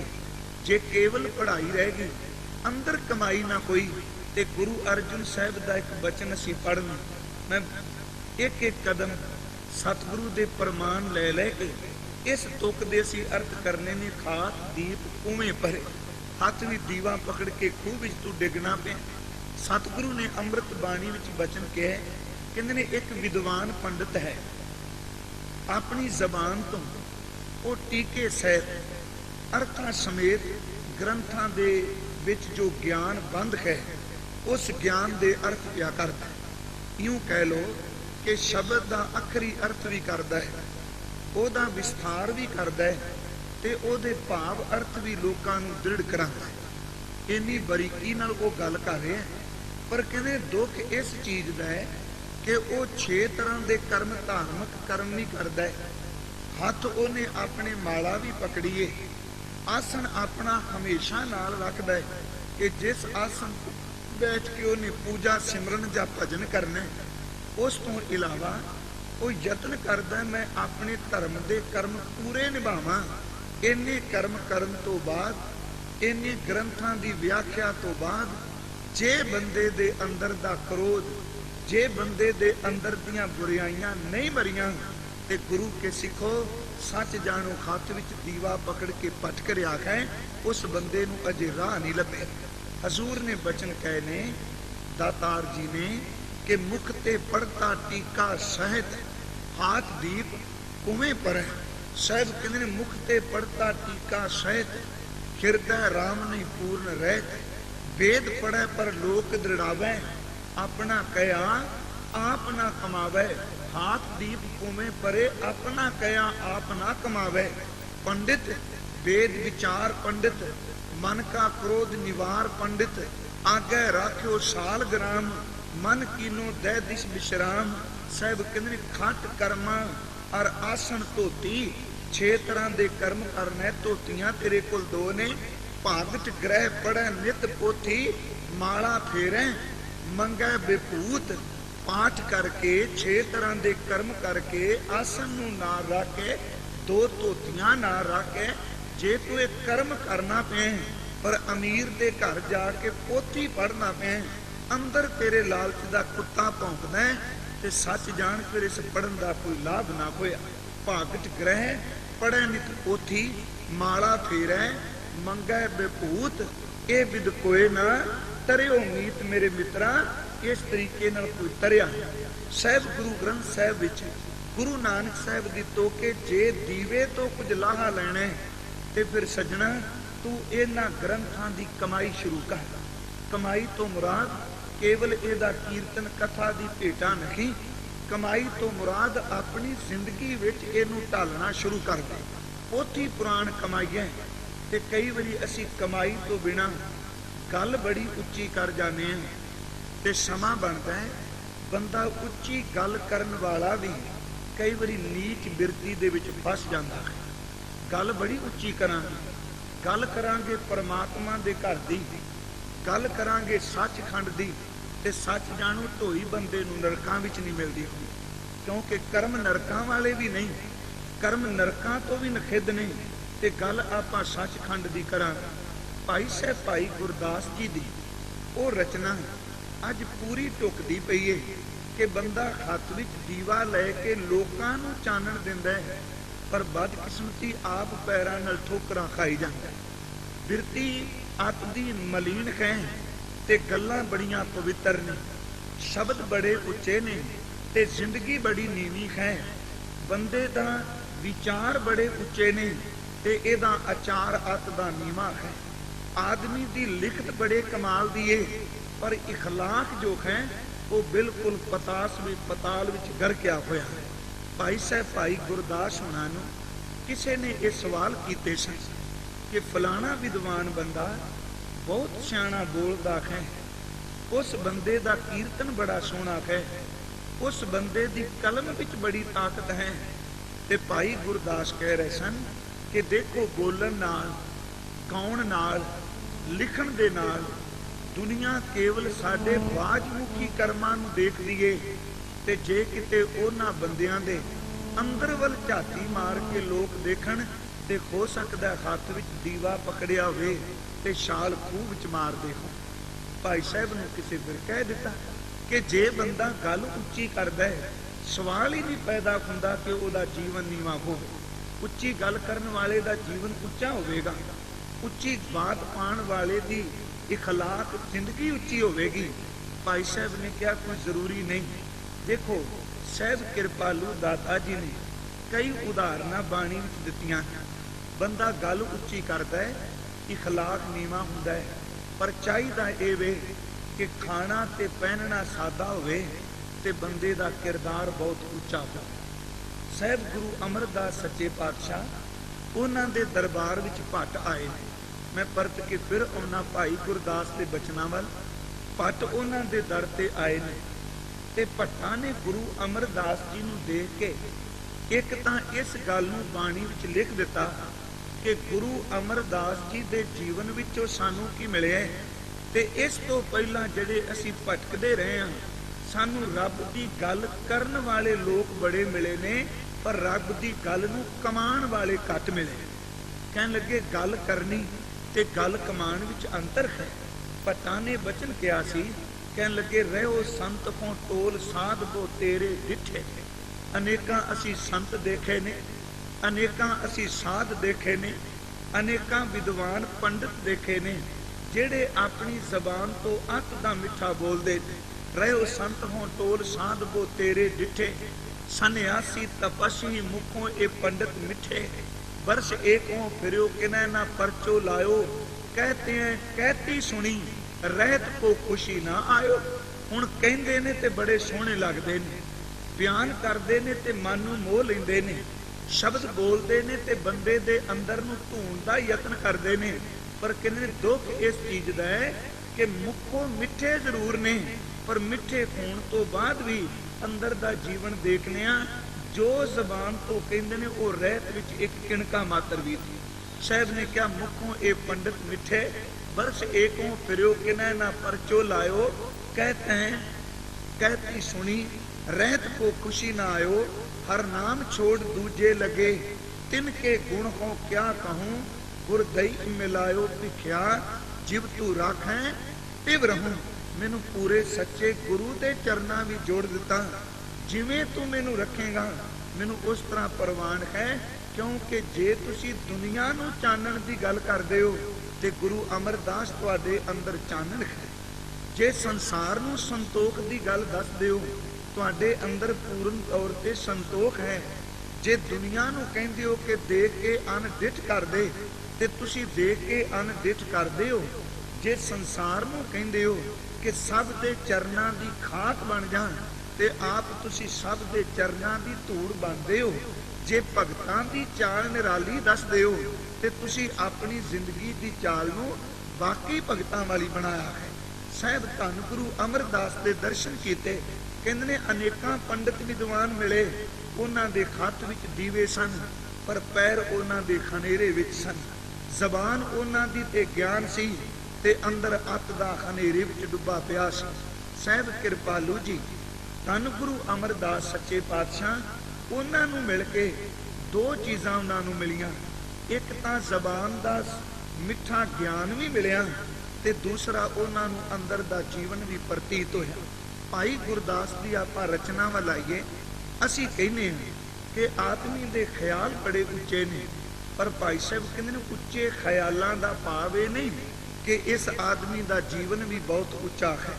भाई साहब ने 3 प्रमाण दिते ने अपनी रचना विच इस गल नूं समझाउण दे लई कि इंसान ए मनुख कि जे तू हत्थ विच दीवा पकड़िया ते आप भी चानण विच चल ते रब मेहर करे तेरे पिछे चलण वाले लोकां नूं भी चानण मिल जाए, वो भी अंधकार तो बच जाए। भाई साहब ने पहली उदाहरण दी है, कहते ने लोग माला दे मणके पकड़ के प्रभु का चिंतन करते। देखो एक उदाहरण का पक्ष है, हाथ विच माला पकड़ते ने, एक एक मणके ते कोई राम कहता पिया है, कोई वाहिगुरू कह रहा है, कोई अपने इष्ट के नाम नूं भावना दे नाल यतन करता है भी माला दे एक एक मणके ते परमेश्वर का नाम जिहड़ा वो लिया जाए। देखो उदाहरण लैनी है केवल माला की कि आदमी गल्लां उच्चियां करते हैं पर जीवन उच्चा नहीं। हाथ विच दीवा जरूर है पर आप खुद खनेरे विच भटकदे ने। भाई साहब कहते हैं माला का सब तो पहला जो मणका बनया है उन्होंने सब तो वड्डा आकार मिले ते उस मणके का नाम है मेरू मणका। जदों माला बनाई जाती है उस मेरू मणके नूं सब तो पहला बनाया वो शिखर सी। ਮੇਰੂ ਦਾ ਅਰਥ ਵੈਸੇ ਪਹਾੜ ਹੁੰਦਾ ਹੈ। ਪਹਾੜ ਦਾ ਅਰਥ ਆਪਾਂ ਉੱਚਾ ਕਰਾਂਗੇ ਕਿ ਮੇਰੂ ਮਣਕਾ ਸਭ ਤੋਂ ਉੱਚਾ, ਸਭ ਤੋਂ ਵੱਡਾ ਹੈ ਤੇ ਸਾਰਿਆਂ ਦਾ ਸ਼ਿਖਰ ਹੈ ਮੇਰੂ। ਬਾਕੀ ਜਿਹੜੇ ਮਣਕੇ ਨੇ ਉਹ ਮੇਰੂ ਮਣਕੇ ਤੋਂ ਛੋਟੇ ਬਣਾਏ ਗਏ। ਭਾਈ ਸਾਹਿਬ ਕਹਿੰਦੇ ਨੇ ਮਾਲਾ ਪਕੜ ਕੇ ਹੱਥ ਵਿੱਚ ਪ੍ਰਭੂ ਦਾ ਨਾਮ ਚਿੰਤਨ ਕਰਨ ਵਾਲਾ ਭਗਤ ਆਇਆ, ਉਹਨੇ ਇੱਕ ਇੱਕ ਮਣਕੇ ਤੇ ਉਸ ਪ੍ਰਭੂ ਦੇ ਨਾਮ ਨੂੰ ਯਾਦ ਕੀਤਾ। ਭਾਵਾਂ ਕਿ ਗੁਰਮਤਿ ਵਿੱਚ ਇਸ ਮਾਲਾ ਦੇ ਨਾਲ ਨਾਲ ਆਪਣੀ ਰਸਨਾ ਨੂੰ ਮਾਲਾ ਬਣਾਉਣ ਦਾ ਜ਼ਿਕਰ ਕੀਤਾ। ਸਤਿਗੁਰੂ ਨੇ ਆਪਣੇ ਸਵਾਸਾਂ ਨੂੰ ਮਾਲਾ ਬਣਾਉਣ ਲਈ ਕਿਹਾ, ਹਜ਼ੂਰ ਨੇ ਆਪਣੇ ਅੰਦਰ ਨੂੰ ਮਾਲਾ ਬਣਾਉਣ ਦੀ ਗੱਲ ਕਹੀ। ਪਰ ਹੈ ਜੇ ਕੋਈ ਸੱਜਣ ਬਾਹਰੋਂ ਹੱਥ ਵਿੱਚ ਮਾਲਾ ਪਕੜ ਕੇ ਇੱਕ ਇੱਕ ਮਣਕੇ ਤੇ ਉਹ ਵਾਹਿਗੁਰੂ ਵਾਹਿਗੁਰੂ ਕਹਿੰਦਾ, ਸਾਰੀ ਮਾਲਾ ਦੇ ਮਣਕਿਆਂ ਤੇ ਉਹ ਵਾਹਿਗੁਰੂ ਵਾਹਿਗੁਰੂ ਕਹੀ ਜਾਏਗਾ। ਪਰ ਜਦੋਂ ਉਹ ਮੇਰੂ ਮਣਕੇ ਤੇ ਹੁੰਦਾ ਹੈ ਨਾ, ਉਦੋਂ ਮੇਰੂ ਮਣਕੇ ਨੂੰ ਕਦੀ ਗਿਣਤੀ ਵਿੱਚ ਨਹੀਂ ਲਿਆਉਂਦੇ। 108 ਮਣਕਿਆਂ ਦੀ ਲੋਕ ਮਾਲਾ ਪਕੜਦੇ, ਕੋਈ 27 ਦੀ ਪਕੜਦਾ, ਕੋਈ 54 ਦੀ ਪਕੜਦਾ। ਪਰ ਜਦੋਂ ਕੋਈ ਸੱਜਣ ਉਸ ਮਾਲਾ ਦੇ ਇੱਕ ਇੱਕ ਮਣਕੇ ਤੇ ਰਾਮ ਰਾਮ ਕਹਿੰਦਾ, ਮੇਰੂ ਮਣਕਾ ਸਾਹਮਣੇ ਆਉਂਦਾ ਹੈ ਤੇ ਉਸ ਵੇਲੇ ਬੰਦਾ ਕੀ ਕਰਦਾ, ਉਸ ਮੇਰੂ ਮਣਕੇ ਨੂੰ ਪਕੜ ਕੇ ਕਦੀ ਵੀ ਵਾਹਿਗੁਰੂ ਨਹੀਂ ਕਹਿੰਦਾ, ਕਦੀ ਵੀ ਰਾਮ ਨਹੀਂ ਕਹਿੰਦਾ। ਸਿਆਣਿਆਂ ਦਾ ਇਹ ਖਿਆਲ ਹੈ ਕਿ ਜਦੋਂ ਸੱਜਣ ਮਾਲਾ ਰਾਹੀਂ ਪ੍ਰਭੂ ਦਾ ਨਾਮ ਜਪਦੇ ਨੇ, ਉਦੋਂ ਕੀ ਕਰਦੇ ਨੇ, ਉਹਨਾਂ ਮੇਰੂ ਮਣਕੇ ਦੇ ਚਾਹੇ ਖੱਬੇ ਚਾਹੇ ਸੱਜੇ ਉਹਦੇ ਤੋਂ ਸ਼ੁਰੂ ਕਰਨਾ ਜਪਣਾ। ਤੇ 108 ਮਣਕੇ ਜਪਣ ਤੋਂ ਬਾਅਦ ਜਦੋਂ ਉਹ ਆਉਂਦੇ ਨੇ ਫਿਰ ਮੇਰੂ ਮਣਕੇ ਕੋਲ, ਤੇ ਪਰਤ ਕੇ ਮੇਰੂ ਮਣਕੇ ਨੂੰ ਟੱਪ ਕੇ ਨਹੀਂ ਨਿਕਲਦੇ, ਉਹ ਪਿਛਲੇ ਪਾਸੇ ਫਿਰ ਹੋ ਕੇ ਮਾਲਾ ਦੇ ਦੂਜੇ ਮਣਕਿਆਂ ਵੱਲ ਪਿਛਾਂ ਫਿਰ ਤੁਰ ਪੈਣਗੇ। 108 ਮਣਕੇ ਗਿਣਤੀ ਵਿੱਚ ਸਾਰੇ ਆਉਣਗੇ, ਪਰ ਬਦਕਿਸਮਤੀ ਹੈ ਕਿ ਜਿਹੜਾ ਮਣਕਾ ਸਭ ਤੋਂ ਵੱਡਾ ਤੇ ਸਭ ਤੋਂ ਉੱਚਾ ਹੈ, ਕਦੀ ਉਹ ਗਿਣਤੀ ਵਿੱਚ ਨਹੀਂ ਆਉਂਦਾ। ਕਦੀ ਵੀ ਬੰਦੇ ਨੇ ਉਸ ਮਣਕੇ ਨੂੰ ਹੱਥ ਵਿੱਚ ਪਕੜ ਕੇ ਇੱਥੋਂ ਨਹੀਂ ਸ਼ੁਰੂ ਕੀਤਾ ਵਾਹਿਗੁਰੂ ਵਾਹਿਗੁਰੂ, ਹਮੇਸ਼ਾ ਸ਼ੁਰੂ ਕਰਦਾ ਜਿਹੜਾ ਮੇਰੂ ਮਣਕੇ ਤੋਂ ਅੱਗੇ ਛੋਟਾ ਮਣਕਾ। ਭਾਈ ਸਾਹਿਬ ਨੇ ਕਿਹਾ, ਦੇਖ ਕਿ ਤੈਨੂੰ ਉਦਾਹਰਨ ਦੇਣਾ ਵਾ, ਉੱਚਾ ਹੋਣਾ, ਉੱਚੇ ਖਿਆਲ ਰੱਖਣੇ, ਸਭ ਤੋਂ ਅੱਗੇ ਥਾਂ ਲੈ ਲੈਣੀ। ਇਹਦਾ ਭਾਵ ਇਹ ਨਹੀਂ ਕਿ ਰੱਬ ਦੇ ਘਰ ਵਿੱਚ ਵੀ ਸਭ ਤੋਂ ਪਹਿਲਾਂ ਥਾਂ ਮਿਲ ਜਾਏਗੀ। ਭਾਈ ਸਾਹਿਬ ਕਹਿੰਦੇ ਨੇ 108 ਮਣਕੇ, ਉਹ ਤਾਂ ਇੱਕ ਇੱਕ ਮਣਕਾ ਬੰਦਾ ਗਿਣਤੀ ਵਿੱਚ ਲਿਆਏਗਾ, ਪਰ ਜਿਹੜਾ ਮੇਰੂ ਮਣਕਾ ਸਭ ਤੋਂ ਉੱਚਾ ਹੈ, ਉਹ ਕਦੀ ਵੀ ਗਿਣਤੀ ਵਿੱਚ ਨਹੀਂ ਆਉਂਦਾ। ਦੇਖਿਓ ਬੰਦਿਆਂ, ਕਿਤੇ ਤੂੰ ਮੇਰੂ ਮਣਕੇ ਦੀ ਤਰ੍ਹਾਂ ਸਭ ਤੋਂ ਉੱਚਾ ਨਾ ਬਣਿਆ ਨਹੀਂ।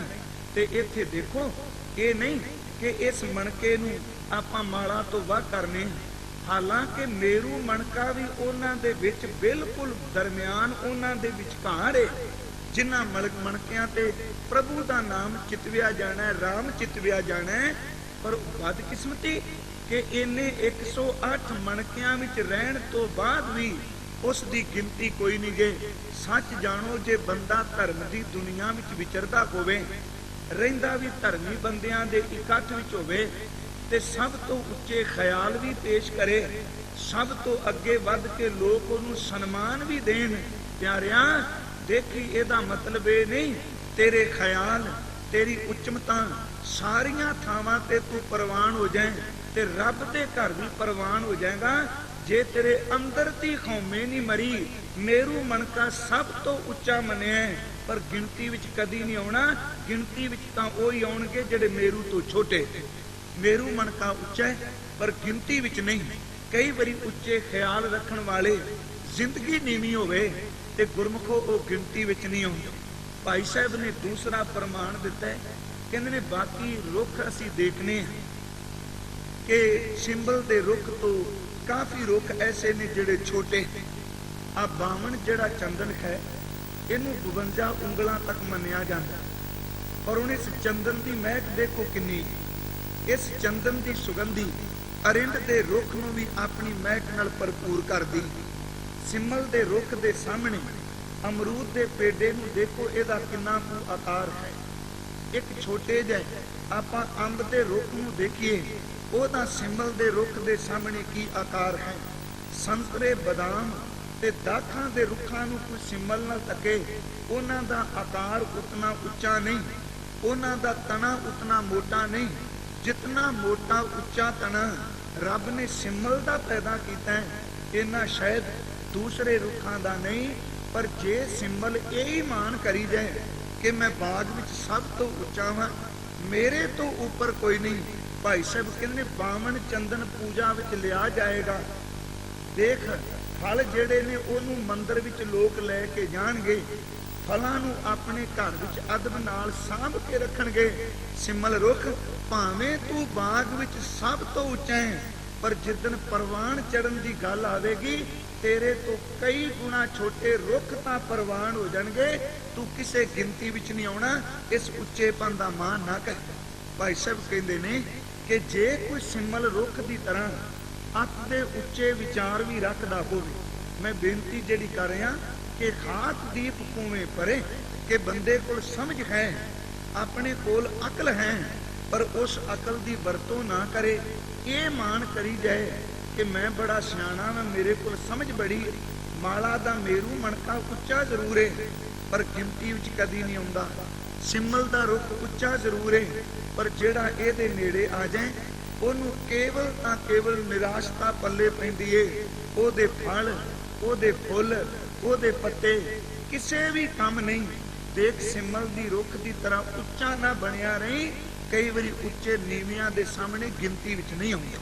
ਭਾਈ ਸਾਹਿਬ ਨੇ ਤੀਸਰਾ ਪ੍ਰਮਾਣ ਦਿੱਤਾ ਹੈ, ਕਹਿਣ ਲੱਗੇ ਦੇਖੋ ਆਮ ਪੰਛੀਆਂ ਨਾਲੋਂ ਇੱਲ ਦੀ ਉਡਾਰੀ ਬੜੀ ਉੱਚੀ। ਸ਼ਾਇਦ ਕਬੂਤਰ ਇੰਨਾ ਉੱਚਾ ਨਾ ਉੱਡ ਸਕੇ, ਕੋਇਲ ਇੰਨੀ ਉੱਚੀ ਨਾ ਉੱਡ ਸਕੇ, ਇੱਕ ਤੋਤੇ ਦੀ ਉਡਾਰੀ ਇੰਨੀ ਉੱਚੀ ਨਾ ਹੋਵੇ ਜਿਤਨਾ ਉੱਚਾ ਇੱਲ ਅਸਮਾਨ ਵਿੱਚ ਉਡਾਰੀ ਮਾਰਦੀ। ਜਦੋਂ ਉਹ ਅਸਮਾਨ ਵਿੱਚ ਉੱਡਦੀ ਏ, ਕਈ ਵਾਰੀ ਨਜ਼ਰ ਟਿਕਾ ਕੇ ਦੇਖੀਏ ਤਾਂ ਉਹ ਸਾਡੀਆਂ ਅੱਖਾਂ ਨਾਲ ਨਜ਼ਰ ਵੀ ਛੇਤੀ ਨਹੀਂ ਆਉਂਦੀ, ਅੱਤ ਦੀ ਸੂਖਸ਼ਮ ਪ੍ਰਤੀਤ ਹੁੰਦੀ ਹੈ। ਹੁਣ ਇੱਲ ਅਸਮਾਨ ਵਿੱਚ ਉੱਡੇ ਤੇ ਅਸੀਂ ਕਹੀਏ ਵਾਹ ਬਈ ਇਹ ਤਾਂ ਕੋਇਲ ਨਾਲੋਂ ਬੜੀ ਚੰਗੀ ਹੈ, ਇਹਦੀ ਤਾਂ ਉਡਾਰੀ ਬੜੀ ਉੱਚੀ ਹੈ। ਕੀ ਹੋਇਆ ਕੋਇਲ ਜੇ ਮਿੱਠਾ ਬੋਲਦੀ ਏ, ਪਰ ਰੰਗ ਦੀ ਤਾਂ ਕਾਲੀ ਹੈ ਨਾ, ਇਹਦੀ ਉਡਾਰੀ ਕਾਹਦੀ ਹੈ? ਅਸੀਂ ਕਹਾਂਗੇ ਤੋਤਾ। ਇਹ ਗੱਲ ਠੀਕ ਹੈ ਵੀ ਇੱਥੇ ਜੈ ਰਾਮ ਕੀ ਬੋਲਦਾ, ਜੀ ਆਇਆਂ ਨੂੰ ਕਹਿੰਦਾ, ਪਰ ਰੁੱਖਾਂ ਦੇ ਫਲ ਚੁੱਕਦਾ ਰਹਿੰਦਾ, ਇਹਦਾ ਕਿੱਡਾ ਵੱਡਾ ਉੱਡਣ। ਦੇਖੋ ਬਈ ਇੱਲ ਇਹਨਾਂ ਸਾਰਿਆਂ ਨਾਲੋਂ ਬੜੀ ਉੱਚੀ ਜੇ, ਜਿਹੜੀ ਇੰਨਾ ਉੱਚਾ ਅਸਮਾਨ ਵਿੱਚ ਉੱਡਦੀ ਏ। ਪਰ ਭਾਈ ਸਾਹਿਬ ਕਹਿੰਦੇ ਨੇ ਇਹਦੇ ਉੱਚੇ ਉੱਡਣ ਦਾ ਮਤਲਬ ਇਖਲਾਕ ਉੱਚਾ ਨਹੀਂ, ਉੱਚੀ ਜ਼ਰੂਰ ਉੱਡੇਗੀ, ਪਰ ਦੇਖੀ ਇੰਨੀ ਉੱਚੀ ਉੱਡ ਕੇ ਵੀ ਇਹਦੀ ਨਜ਼ਰ ਇੰਨੀ ਤੇਜ਼ ਹੈ ਕਿ ਜਦੋਂ ਕਿਤੇ ਇਹਦੀਆਂ ਅੱਖਾਂ ਦੇ ਸਾਹਮਣੇ ਧਰਤੀ ਤੇ ਮਰੇ ਕੋਈ ਪਸ਼ੂ ਦਾ ਕੋਈ ਪਿੰਜਰ ਦਿਸ ਪਿਆ, ਕੋਈ ਮੁਰਦੇ ਪਸ਼ੂ ਦਾ ਸਰੀਰ ਦਿਸਿਆ, ਤੇ ਇਹਨੇ ਇੱਕੋ ਦਮ ਉਚਾਈ ਤੋਂ ਥੱਲੇ ਆ ਡਿੱਗਣਾ ਤੇ ਉਸ ਮਰੇ ਕੋਈ ਪਿੰਜਰ ਨੂੰ, ਉਸ ਮਰੇ ਕੋਈ ਪਸ਼ੂ ਦੇ ਪਿੰਜਰ ਵਿੱਚੋਂ ਮਾਸ ਨੋਚ ਨੋਚ ਕੇ ਖਾਏਗੀ।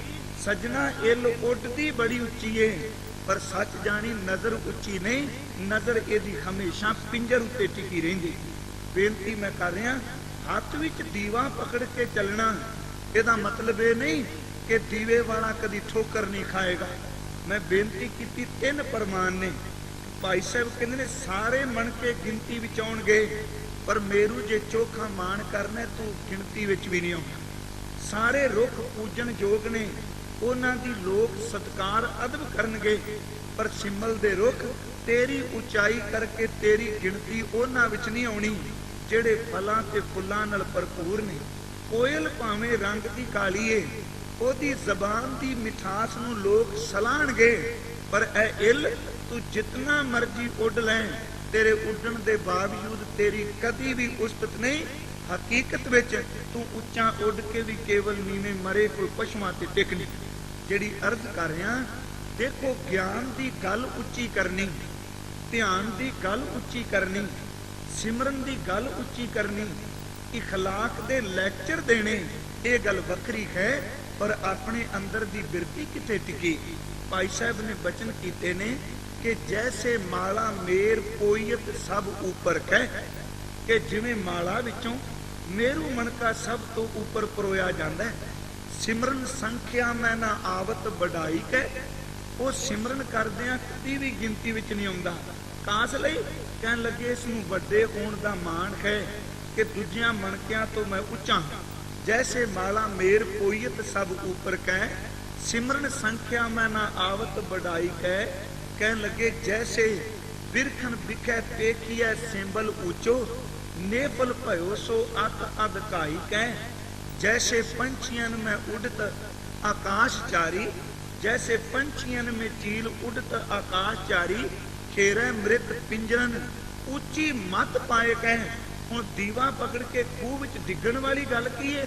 ਕਹਿਣ ਲੱਗੇ ਤੈਸੇ ਗਾਏ ਬੋ ਵਜਾਏ ਬੋ ਸੁਨਾਏ ਬੋ ਨਾ ਕਛੂ ਤੈਸੇ। ਪਿਆਰਿਆ ਗਾਏ ਬੋ ਵਜਾਏ ਬੋ ਸੁਨਾਏ ਬੋ ਨਾ ਕਛੂ ਤੈਸੋ।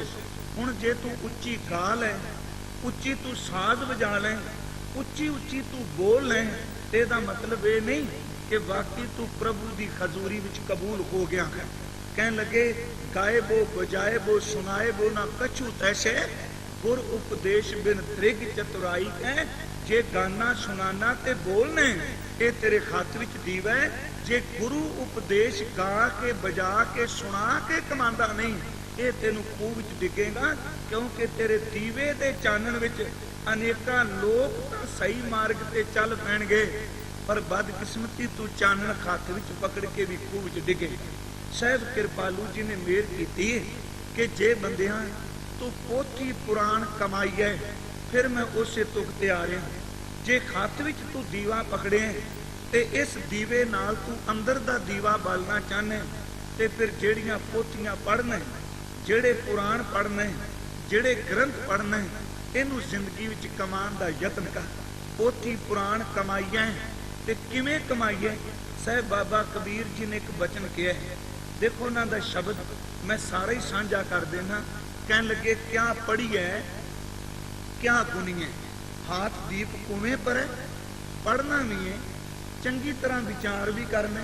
क्या पढ़िए क्या गुनीए, क्या वेद पुराना सुनिए, पढ़े सुने क्या होई, जो सहज न मिलियो सोई खात दीप कुएं परे। पढ़े सुने क्या होई, हाथ भी दीवा है, पढ़ना भी है, सुनना भी है, पढ़े सुने क्या होई। कहन लगे जो सहज न मिलियो सोई, हर का नाम न जपस गावारा। क्या सोचें बारंग बारा, अंधियारा दीपक चाहिए, एक बस्त अगोचर लई है, बस्त अगोचर पाई, घट दीपक रहा समाई। जिथे तेरे कोल बाहर ज्ञान दा चानन है। गुरमुखो विद्या रब ने एक चानन दिता है। एक दिन अर्ज कीती सी कि जे असी रात दे खनेरे विच दीवा बालीए ते सानू ठोकरां तो बचांदा है, सानू अंधकार तो वाकई वो सानू बचा के चानन विच रखदा है।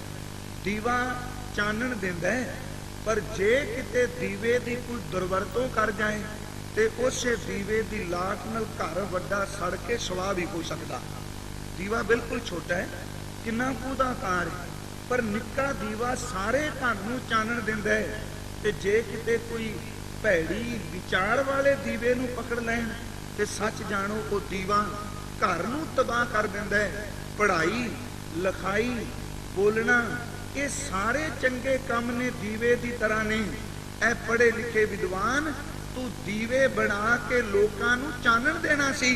ਇਹਦਾ ਮਤਲਬ ਇਹ ਨਹੀਂ ਸੀ ਕਿ ਤੂੰ ਆਪਣੀ ਚਾਨਣ ਇਸ ਦੀਵੇ ਨਾਲ ਲੋਕਾਂ ਦੇ ਅੰਦਰ ਨੂੰ ਸਾੜ ਕੇ ਸਵਾ ਕਰੀ ਜਾ। ਦੀਵੇ ਦਾ ਕੰਮ ਚਾਨਣ ਦੇਣਾ ਹੈ, ਦੀਵੇ ਦਾ ਕੰਮ ਕੇਵਲ ਸਾੜਨਾ ਨਹੀਂ। ਬਾਬੇ ਫਰੀਦ ਨੇ ਇਸੇ ਕਰਕੇ ਇਹਨਾਂ ਦੀਵੇ ਪਕੜਨ ਵਾਲੇ ਸੱਜਣਾ ਨੂੰ ਕਿਹਾ ਸੀ, ਕਹਿਣ ਲੱਗੇ ਜੇ ਤੂੰ ਅਕਲ ਲਤੀਫ ਦਰ ਤੇ ਬਰੀਕ ਮਤ ਵਾਲਾ, ਸੂਖਸ਼ਮ ਮਤ ਵਾਲਾ, ਜੇ ਪਰਮਾਤਮਾ ਨੇ ਤੈਨੂੰ ਇੰਨੀ ਅਕਲ ਦਿੱਤੀ ਏ, हर गल नूं तू बरीकी नाल सोचना है फरीदा।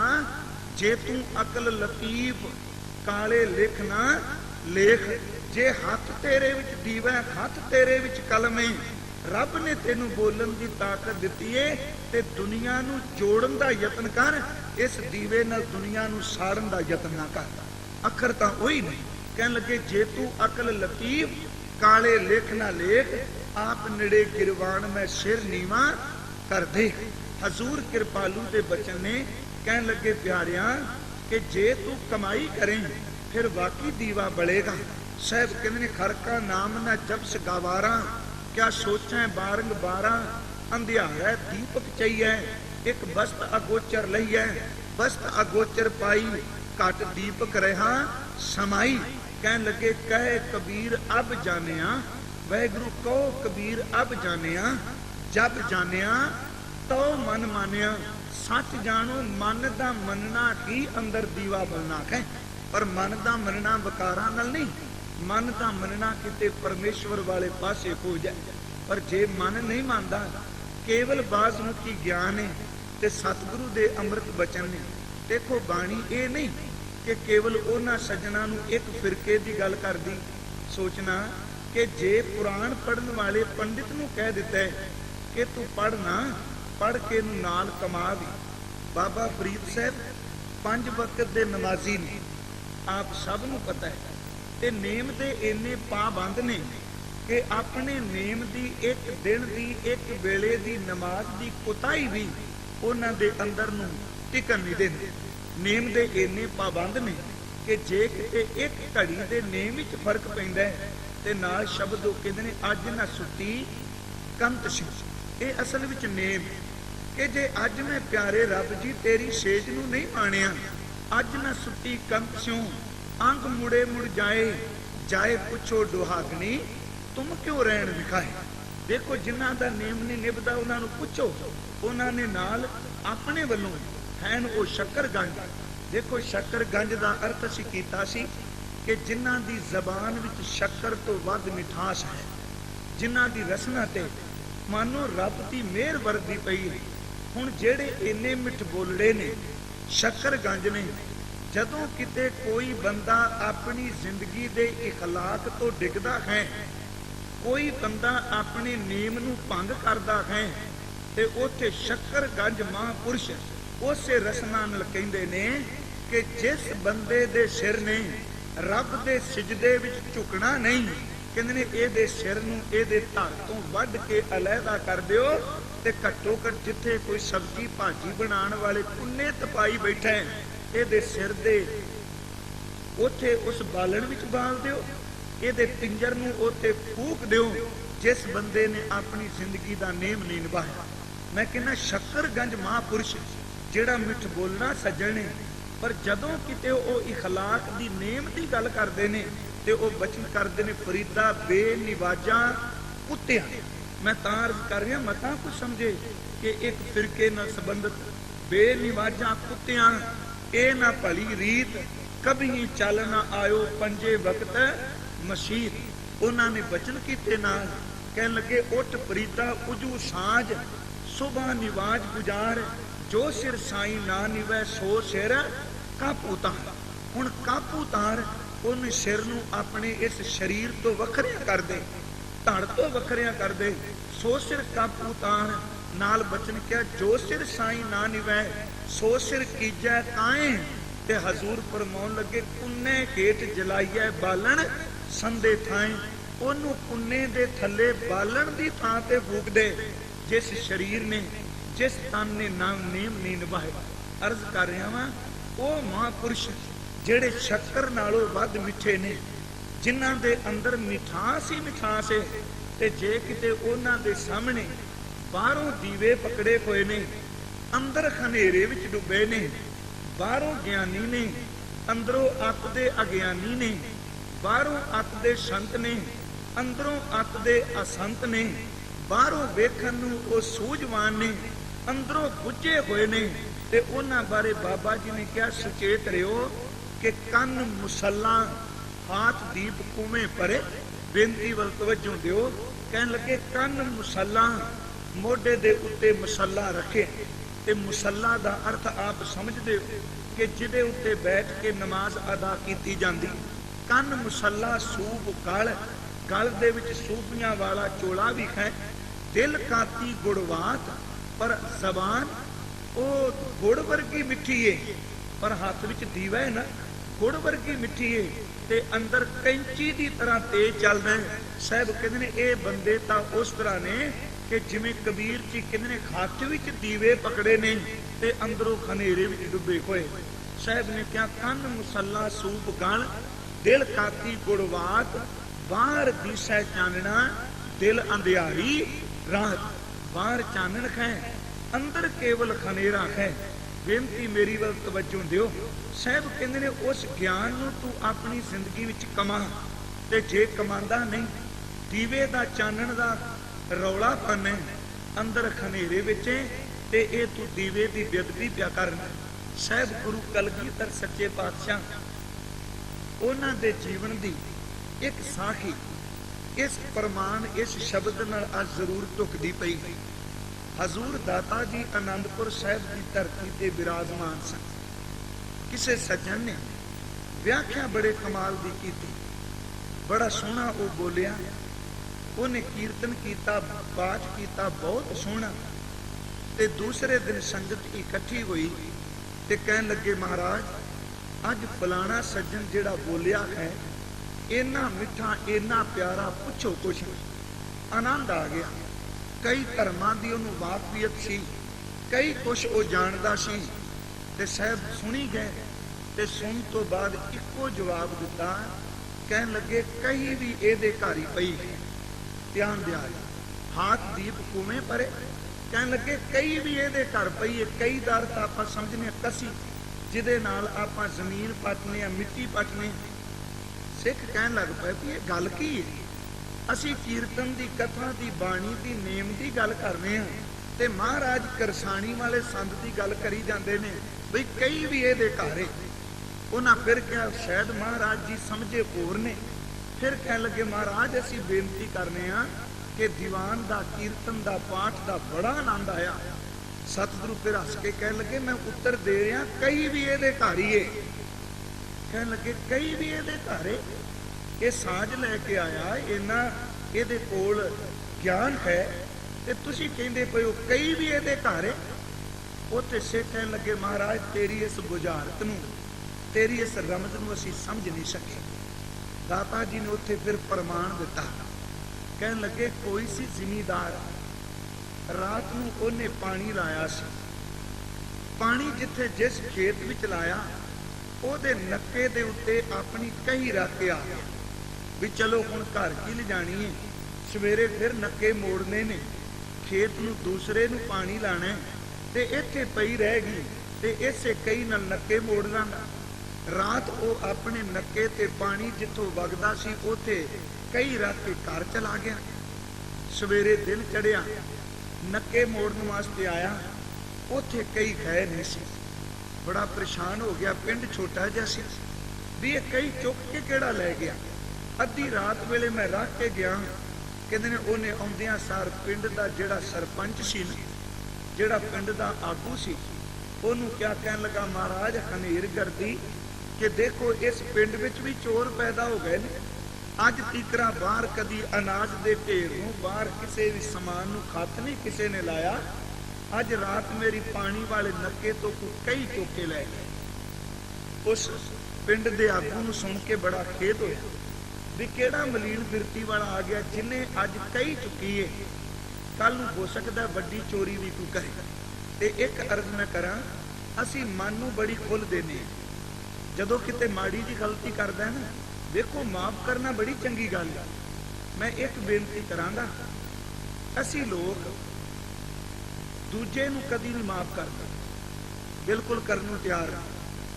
ਇੱਕ ਕਿਸੇ ਬੰਦੇ ਦਾ ਔਗਣ ਨਜ਼ਰ ਆ ਜਾਏ, ਉਸ ਬੰਦੇ ਦੀ ਗਲਤੀ ਮਰਨ ਤੋਂ ਪਹਿਲਾਂ ਸਵਾਲ ਹੀ ਨਹੀਂ ਪੈਦਾ ਹੁੰਦਾ, ਮਾਫ ਕਰ ਦਿਆਂਗੇ। ਮੈਂ ਕਹਿੰਦਾ ਦੂਜੇ ਨੂੰ ਇਸ ਤਰ੍ਹਾਂ ਮਾਫ ਕਰ ਜਿਵੇਂ ਆਪਣੇ ਮਨ ਨੂੰ ਰੋਜ਼ ਮਾਫ ਕਰਦਾ, ਜਿਵੇਂ ਆਪਣੇ ਮਨ ਨੂੰ ਰੋਜ਼ ਮਾਫ ਕਰਨੇ ਆ। ਕਿੰਨੀ ਵਾਰੀ ਇਹ ਭੈੜਾ ਮਨ ਬੁਰਾ ਸੋਚਦਾ ਹੈ ਤੇ ਕਦੀ ਅਸੀਂ ਕਿਹਾ ਵੀ ਮਨਾ ਤੈਨੂੰ ਮਾਫ ਕਰਦੇ ਨਹੀਂ। ਅਸੀਂ ਸਾਡਾ ਮਨ ਸਵੇਰ ਤੋਂ ਸ਼ਾਮ ਤੱਕ ਹਜ਼ਾਰਾਂ ਵਜਰ ਭੁੱਲਾਂ ਕਰਦਾ ਹੈ, ਅਸੀਂ ਦੂਜੇ ਦਿਨ ਫਿਰ ਭੁਲਾ ਦਿੰਦੇ ਹਾਂ, ਕਿਉਂਕਿ ਜੋ ਆਪਣੇ ਮਨ ਨੇ ਪਾਪ ਕੀਤਾ ਹੈ ਆਪਣੇ ਆਪ ਨੂੰ ਮਾਫ ਅਸੀਂ ਅੱਧੇ ਘੰਟੇ ਵਿੱਚ ਕਰ ਦਿੰਦੇ ਹਾਂ, ਪਰ ਦੂਜੇ ਬੰਦੇ ਨੂੰ 100 ਸਾਲ ਤੱਕ ਜੀਣ ਤੋਂ ਬਾਅਦ ਵੀ ਅਸੀਂ ਮਾਫ ਨਹੀਂ ਕਰਦੇ। ਆਪਣੇ ਮਨ ਨੂੰ ਮਾਫ ਕਰਦੇ ਨਹੀਂ ਕਿ ਸਾਨੂੰ ਪਤਾ ਨਹੀਂ ਸਾਡਾ ਮਨ ਕਿੰਨੇ ਔਗਣ ਕਰਦਾ ਪਿਆ। ਔਗਣ ਵੇਖਣ ਦੇ ਬਾਵਜੂਦ ਵੀ ਅਸੀਂ ਕਹਿੰਦੇ ਚਲੋ ਕੋਈ ਗੱਲ ਨਹੀਂ, ਅੱਜ ਜਿਹੜੀ ਗਲਤੀ ਮੈਂ ਕੀਤੀ ਹੈ ਦੁਪਹਿਰੇ ਮੈਨੂੰ ਰਾਤ ਤੱਕ ਜ਼ਰੂਰ ਖੇਦ ਦੇਗੀ, ਸ਼ਾਮ ਤੱਕ ਮੇਰਾ ਅੰਦਰ ਕਲਪਾਏਗੀ। ਤੇ ਸਿੱਖੋ ਕੱਲ ਦੂਜਾ ਦਿਨ ਚੜ੍ਹਨਾ ਹੈ ਨਾ, ਬੰਦੇ ਨੂੰ ਆਪਣੀਆਂ ਗਲਤੀਆਂ ਕਦੀ ਚੇਤੇ ਨਹੀਂ ਰਹਿੰਦੀਆਂ। ਇਹੀ ਕਾਰਨ ਕਈ ਵਾਰੀ ਅਰਜ਼ ਕਰਨਾ, ਕੋਈ ਬੰਦਾ ਮੰਦਰ ਵਿੱਚ, ਕੋਈ ਗੁਰਦੁਆਰੇ ਵਿੱਚ, ਕੋਈ ਮਸਜਿਦ ਵਿੱਚ 4 ਪੈਸੇ ਦਿੰਦਾ ਹੈ ਨਾ, ਉਸ ਬੰਦੇ ਨੂੰ ਮੇਰਾ ਖਿਆਲ ਹੈ ਵੀ ਮਰਦੇ ਦਮ ਤੱਕ ਨਹੀਂ ਭੁੱਲਣਾ। ਵੀ ਮੈਂ ਇੰਨਾ ਕੁਝ ਦਿੱਤਾ, ਮੈਂ ਇਹ ਕੁਝ ਕੀਤਾ। ਉਹ ਅਹਿਸਾਨ ਪਰਤ ਪਰਤ ਕੇ ਜਨਾਣਾ।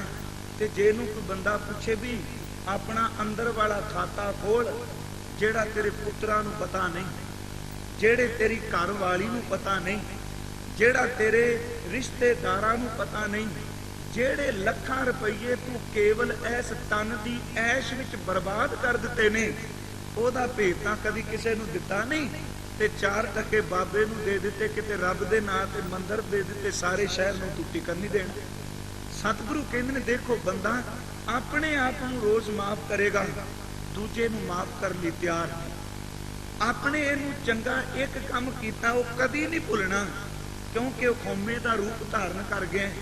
ਪਰ ਪਿਆਰਿਓ, ਦੂਜੇ ਪਾਸੇ ਇਹਨੇ ਜਿਹੜੇ ਕੁਕਰਮ ਕੀਤੇ ਨੇ, ਇਹ ਬੰਦੇ ਨੂੰ ਕਦੀ ਚੇਤੇ ਰਹਿੰਦੇ। ਸਾਹਿਬ ਕਿਰਪਾਲੂ ਜੀ ਦੇ ਉਸ ਬਚਨ ਵੱਲ ਆਵਾਂ, ਚੋਰੀ ਭਾਵੇਂ ਬੰਦਾ ਕੋਈ 1 ਰੁਪਈਏ ਦੀ ਕਰੇ, ਅਸੀਂ ਕਹਿੰਦੇ ਆ ਰੁਪਈਏ ਦੀ ਕੋਈ ਚੋਰੀ ਹੈ ਜੀ, ਛੱਡੋ ਜੀ, ਕੋਈ ਰੁਪਈ ਬੰਦਾ 1 ਟਕੇ ਨੂੰ ਨਹੀਂ ਛੱਡਣ ਲਈ ਤਿਆਰ। ਤੇ ਨਾਲੇ ਮਨ ਦਾ ਕੋਈ ਪਤਾ ਥੋੜਾ ਹੈ, ਕੋਈ ਪਤਾ ਨਹੀਂ ਇਹਨੇ ਕਿੱਥੇ ਡਿੱਗ ਪੈਣਾ। ਇੱਕ ਸੱਜਣ ਲਿਖਦੇ ਸਨ, ਕਹਿੰਦੇ ਨੇ ਇੱਕ ਵਾਰੀ ਮਲਾਹ ਲੋਕਾਂ ਨੂੰ ਬੇੜੀ ਤੋਂ ਪਾਰ ਕਰਕੇ ਜਦੋਂ ਕਿਨਾਰੇ ਬੇੜੀ ਲਾਈ, ਸਾਰੇ ਲੋਕ ਉਤਰੇ ਤੇ ਕਿਸੇ ਬੰਦੇ ਦੀ ਰੁਪਈਆਂ ਦੀ, ਚਾਂਦੀ ਦੇ ਰੁਪਈਆਂ ਦੀ ਥੈਲੀ ਵਿੱਚ ਰਹਿ ਗਈ। ਮਲਾਹ ਨੇ ਦੇਖਿਆ, ਉਹਨੇ ਦੌੜ ਕੇ ਥੈਲੀ ਚੁੱਕੀ ਤੇ ਪਿੱਛੇ ਜਾ ਕੇ ਕਿਹਾ, ਇਹ ਆਪਣੀ ਥੈਲੀ ਪਕੜੋ, ਇਹ ਚਾਂਦੀ ਦੇ ਰੁਪਈਏ ਨੇ ਜਾਂ ਜੋ ਕੁਝ ਹੈ ਇਹ ਤੁਹਾਡੇ ਨੇ, ਮੈਂ ਖੋਲ ਕੇ ਨਹੀਂ ਦੇਖੇ। ਕਹਿੰਦੇ ਨੇ ਉਸ ਬੰਦੇ ਨੇ ਜਦੋਂ ਥੈਲੀ ਆਪਣੀ ਲਈ ਤੇ ਮਨ ਵਿੱਚ ਬੜਾ ਆਇਆ ਵੀ ਇਹ ਬੰਦਾ ਬੜਾ ਇਮਾਨਦਾਰ, ਕੁਝ ਦੇਣ ਦਾ ਯਤਨ ਕੀਤਾ। ਮਲਾਹ ਨੇ ਕਿਹਾ ਬਿਲਕੁਲ ਨਹੀਂ। ਉਹ ਬੰਦੇ ਦਾ ਮਨ ਅੱਜ ਇੰਨਾ ਟਿਕਿਆ ਸੀ ਮਲਾਹ ਦਾ, ਉਹ ਰੁਪਈਆਂ ਦੀ ਭਰੀ ਕੋਈ ਥੈਲੀ ਵੀ ਪਿੱਛੇ ਦੌੜ ਕੇ ਜਾ ਕੇ ਕਹਿੰਦਾ, ਭਰਾਵਾ ਤੇਰੀ ਆਪਣੀ ਥੈਲੀ ਲੈ ਜਾ। ਦੂਜੇ ਦਿਨ ਮਲਾਹ ਘਰ ਜਾਂਦਾ ਪਿਆ ਸੀ, ਅੱਗੇ ਇੱਕ ਨਿੱਕਾ ਜਿਹਾ ਬੱਚਾ ਜਾਏ, ਉਹਦੀ ਜੇਬ ਵਿੱਚੋਂ ਕਿ ਉਹਦੇ ਖੱਤ ਵਿੱਚੋਂ 1 ਰੁਪਈਆ ਕਿਤੇ ਤਾਂ, ਤੇ ਮਲਾਹ ਨੇ ਨਾ ਆਪਣੇ ਪੈਰ ਨੂੰ ਉਸ ਰੁਪਈਏ ਦੇ ਉੱਤੇ ਟਿਕਾ ਦਿੱਤਾ। ਉਹ ਨਿਆਣਾ ਪਰਤ ਪਰਤ ਕੇ ਦੇਖੇ, ਮਲਾਹ ਪੁੱਛੇ ਪੁੱਤਰ ਕੀ? ਕਹਿੰਦਾ ਬਾਬਾ ਮੇਰਾ ਰੁਪਈਆ ਸੀ, ਪਤਾ ਨਹੀਂ ਹੱਥ ਵਿੱਚੋਂ ਜੇਬ ਵਿੱਚ ਕਿਤੇ ਡਿੱਗ ਪਿਆ। ਉਹ ਪੈਰ ਨਾ ਹਿਲਾਏ ਪਰ 4 ਚੁਫੇਰੇ ਦੇਖੀ ਜਾਏ, ਬੱਚਾ ਚਲਾ ਗਿਆ, ਉਹਨੇ ਚੁੱਕ ਕੇ ਰੁਪਈਆ ਆਪਣੀ ਜੇਬ 'ਚ ਪਾ ਲਿਆ। ਇਹ ਬੰਦੇ ਦੇ ਮਨ ਦੀ ਅਵਸਥਾ ਹੈ। ਇਹ ਤਾਂ ਖਿੰਨ ਖਿੰਨ ਹਰ ਰੋਜ਼ ਕਿਉਂ ਅਸੀਂ ਅਰਦਾਸ ਕਰਨੇ, ਜਿਹੜੇ ਸੱਜਣ ਕਹਿੰਦੇ ਨੇ ਰੋਜ਼ ਕਿਉਂ ਅਰਦਾਸ ਕਰਨੇ ਆ, ਰੋਜ਼ ਕਿਉਂ ਨਿਤਨੇਮ ਕਰਨੇ ਆ, ਇਸ ਬੇਈਮਾਨ ਦਾ ਕੋਈ ਪਤਾ ਨਹੀਂ। ਅੱਜ 50 ਰੁਪਈਆਂ ਦੀ ਥੈਲੀ ਉਹਨੂੰ ਦੌੜ ਕੇ ਦੇ ਦੇ ਤੇ ਕੱਲ ਨੂੰ ਇੱਕ ਨਿਆਣੇ ਦੇ ਰੁਪਈਏ ਤੇ ਕਬਜ਼ਾ ਕਰਕੇ ਬੈਠ ਜਾਏ, ਕੋਈ ਪਤਾ ਹੈ? ਬਾਬਾ ਜੀ ਨੇ ਤਾਂ ਹੀ ਬਾਣੀ ਵਿੱਚ ਕਿਹਾ, ਕਹਿਣ ਲੱਗੇ ਕਿ ਦੇਖੋ ਕਿ ਕਬੂ ਜੀੜਾ ਊਬ ਚੜਤ ਹੈ, ਕਬੂ ਜਾਏ ਪਿਆਲੇ, ਲੋਭੀ ਜੀੜਾ ਥਿਰ ਨਾ ਰਹਿਤਾ ਹੈ ਚਾਰੇ ਕੁੰਡਾ ਪਾਲੇ। ਹਜ਼ੂਰ ਕਿਰਪਾਲੂ ਜੀ ਨੇ ਉੱਥੇ ਉਦਾਹਰਨ ਦਿੱਤੀ। ਫਿਰ ਅਸੀਂ ਵਿਸ਼ੇ ਤੇ ਆਈਏ ਕਿ ਖਾਤ ਦੀਪ ਉਵੇਂ ਪਰੇ। ਸਤਿਗੁਰੂ ਨੇ ਕਿਹਾ ਕਈ ਇਹਦੇ ਘਾਰੇ, ਉਹਨਾਂ ਕਿਹਾ ਮਹਾਰਾਜ ਕਈ ਦੀ ਕਹਾਣੀ ਕੀ? ਕਹਿਣ ਲੱਗੇ ਜ਼ਿਮੀਦਾਰ ਦੀ ਕਈ ਰਾਤ ਨੂੰ ਚੁੱਕੀ ਗਈ। ਪਿੰਡ ਦੇ ਆਗੂ ਨੇ ਕਿਹਾ ਵੀ ਸਾਰੇ ਪਿੰਡ ਵਿੱਚ ਢੰਡੋਰਾ ਦਿਓ ਕਿ ਕਿਸੇ ਨੇ ਕਈ ਤੇ ਨਹੀਂ ਚੁੱਕੀ, ਕਿਸੇ ਨੇ ਕਸੀ ਤੇ ਨਹੀਂ ਆਂਦੀ। ਢੰਡੋਰਚੀ ਨੇ ਪਿੰਡ ਵਿੱਚ ਰੱਖੇ ਹੁੰਦੇ ਸਨ ਪੁਰਾਣੇ ਸਮੇਂ, ਉਹਨੇ ਢੋਲ ਉੱਤੇ ਡਗਾ ਮਾਰਿਆ ਜਦੋਂ ਉੱਚੀ ਆਵਾਜ਼ ਵਿੱਚ ਕਿਹਾ ਕਿ ਲੋਕੋ ਫਲਾਣੇ ਸੱਜਣ ਦੀ ਕਈ ਚੁੱਕੀ ਗਈ ਏ, ਇਮਾਨਦਾਰੀ ਨਾਲ ਉਹਦੇ ਨੱਕੇ ਤੇ ਰੱਖ ਆਵੋ, ਕੋਈ ਵੀ ਚੋਰ ਨਹੀਂ ਤੁਹਾਨੂੰ ਕਹੇਗਾ। ਤੇ ਜੇ ਕਿਤੇ ਉਹ ਕਈ ਲੱਭ ਗਈ ਤੇ ਸਾਰੀ ਜ਼ਿੰਦਗੀ ਲਈ ਕਲੰਕਤ ਹੋ ਜਾਓਗੀ। ਪਿੰਡ ਵਿੱਚ ਕਿਸੇ ਨੇ ਕਈ ਨਾ ਦਿੱਤੀ। ਜਦੋਂ ਸ਼ਾਮ ਹੋ ਗਈ, ਜ਼ਿਮੀਦਾਰ ਪਰੇਸ਼ਾਨ, ਤੇ ਪਿੰਡ ਦਾ ਆਗੂ ਬੜਾ ਸਿਆਣਾ ਸੀ, ਉਹਨੂੰ ਪਤਾ ਸੀ ਮੇਰੇ ਪਿੰਡ ਦੀ ਅੱਜ ਨਿੱਕੀ ਜਿਹੀ ਇਹ ਗਲਤੀ ਕਿਸੇ ਵੱਡੇ ਦੁਖਾਂਤ ਨੂੰ ਕੱਲ ਜਨਮ ਦੇ ਸਕਦੀ। ਉਹਨੇ ਕਿਹਾ ਘਰ ਘਰ ਦੀ ਤਲਾਸ਼ੀ ਲਓ। ਹਰ ਘਰ ਦੀ ਤਲਾਸ਼ੀ ਲਈ ਤੇ ਢੰਡੋਰਚੀ ਨੇ ਪਹਿਲਾਂ ਜਾ ਕੇ ਢੰਡੋਰਾ ਪਿੱਟ ਦੇਣਾ ਵੀ ਤੁਹਾਡੇ ਘਰ ਤਲਾਸ਼ੀ ਲੈਣ ਆਏ ਨੇ, ਕਿ ਤੁਸੀਂ ਆਪਣੇ ਆਪ ਦੱਸ ਦਿਓ, ਜੇ ਹੈ ਤਾਂ ਅਜੇ ਵੀ ਰੱਖੋ। ਸਾਰੇ ਪਿੰਡ ਦੀ ਤਲਾਸ਼ੀ ਲਈ, ਕਈ ਫਿਰ ਨਾ ਲੱਭੀ। ਅਖੀਰ ਤੇ ਜਦੋਂ ਸਾਰੇ ਬਹਿ ਗਏ ਵੀ ਕਈ ਨਹੀਂ ਲੱਭੀ, ਤੇ ਰਾਜੇ ਨੇ ਕਿਹਾ ਜਾਂ ਚੌਧਰੀ ਨੇ, ਸਰਪੰਚ ਨੇ, ਜੋ ਆਗੂ ਸੀ, ਉਹ ਕਹਿੰਦਾ ਇਸ ਢੰਡੋਰਚੀ ਦਾ ਘਰ ਵੀ ਖੋਲ ਕੇ ਆਓ। ਕਿ ਸਵੇਰ ਦਾ ਡਗਾ ਪਿੱਟਦਾ ਪਿਆ, ਇਹਦਾ ਘਰ ਵੀ ਖੋਲੋ। ਖੋਲਣੇ ਤੇ ਸਾਰਿਆਂ ਦੇ। ਜਦੋਂ ਉਹਦੇ ਘਰ ਨੂੰ ਖੋਲਣ ਗਏ ਤੇ ਸਾਰੇ ਘਰ ਨੂੰ ਦੇਖਿਆ, ਕਿਤੇ ਨਹੀਂ, ਪਰ ਜਿਸ ਮੰਜੀ ਤੇ ਉਹ ਸੌਂਦਾ ਸੀ ਉਹਦੇ ਥੱਲੇ ਉਹਨੇ ਕਈ ਲੁਕਾਈ ਹੋਈ ਸੀ। हजूर ने क्या देखो कि ढंडोर ची सारा दिन ढंडोरा देंदा रहा वो लोको कि कई दे दिओ वापस कर दिओ, कई चोरी करनी बड़ा पाप जे, पिंड बड़ा सुखी वसदा है। कहन लगे हस के तुसी कहंदे हो कीर्तन कथा विचारा बड़ियां चंगियां सन, इन्हें प्रभु का गुण गायन बहुत अच्छा किया, पर कहन लगे कई भी तेना दे घर ही है ना कि जिस चीज की हदायत पे करते हैं उन्होंने को कर्मां विच तां आप डुबे पे। सतगुरु कहते हैं खत विच दीवा पकड़ के खूह विच छाल मारनी कोई सियाणप नहीं। सहब कृपालू जी ने कहा पोथी पुराण कमाई है, उन्हों की कमाई शुरू कर। कमाई का अर्थ मैं अर्थ किया उन्होंने जिंदगी विच कमाना आरंभ कर दे। पोथी पुराण कमाई है भौ वटी इत तन पाई है। जे अंदर दा दीवा बल नहीं ते भै दी बत्ती इहदे विच पाउण दा यतन कर। सच बूझण आण जलाई है, तू सच्चे नाम दी चिनग ला तां ये तेरे अंदर दीवा बलेगा। पोथी पुराण कमाई है भौ वटी इत तन पाई है, सच बूझण आण जलाई है। ये तेल दीवा इऊं जलै कर चानण साहिब तो मिले। बाहर दे दीवे दे नाल अपने अंदर दा दीवा बाण, किस तरीके नाल तेनू साहिब दी प्राप्ति होवेगी। ते गुरमुखो जिस सज्जन ने अपने अंदर दा दीवा बाल लिया ओनू साहिब ने मेहर करके कहा इत तन लागै बाणियां सुख होवै सेव कमाणियां, सब दुनिया आवन जानियां। ते जे दीवे बालने नहीं ना विच दुनिया सेव कमाई है तां दरगह बैसन पाई है।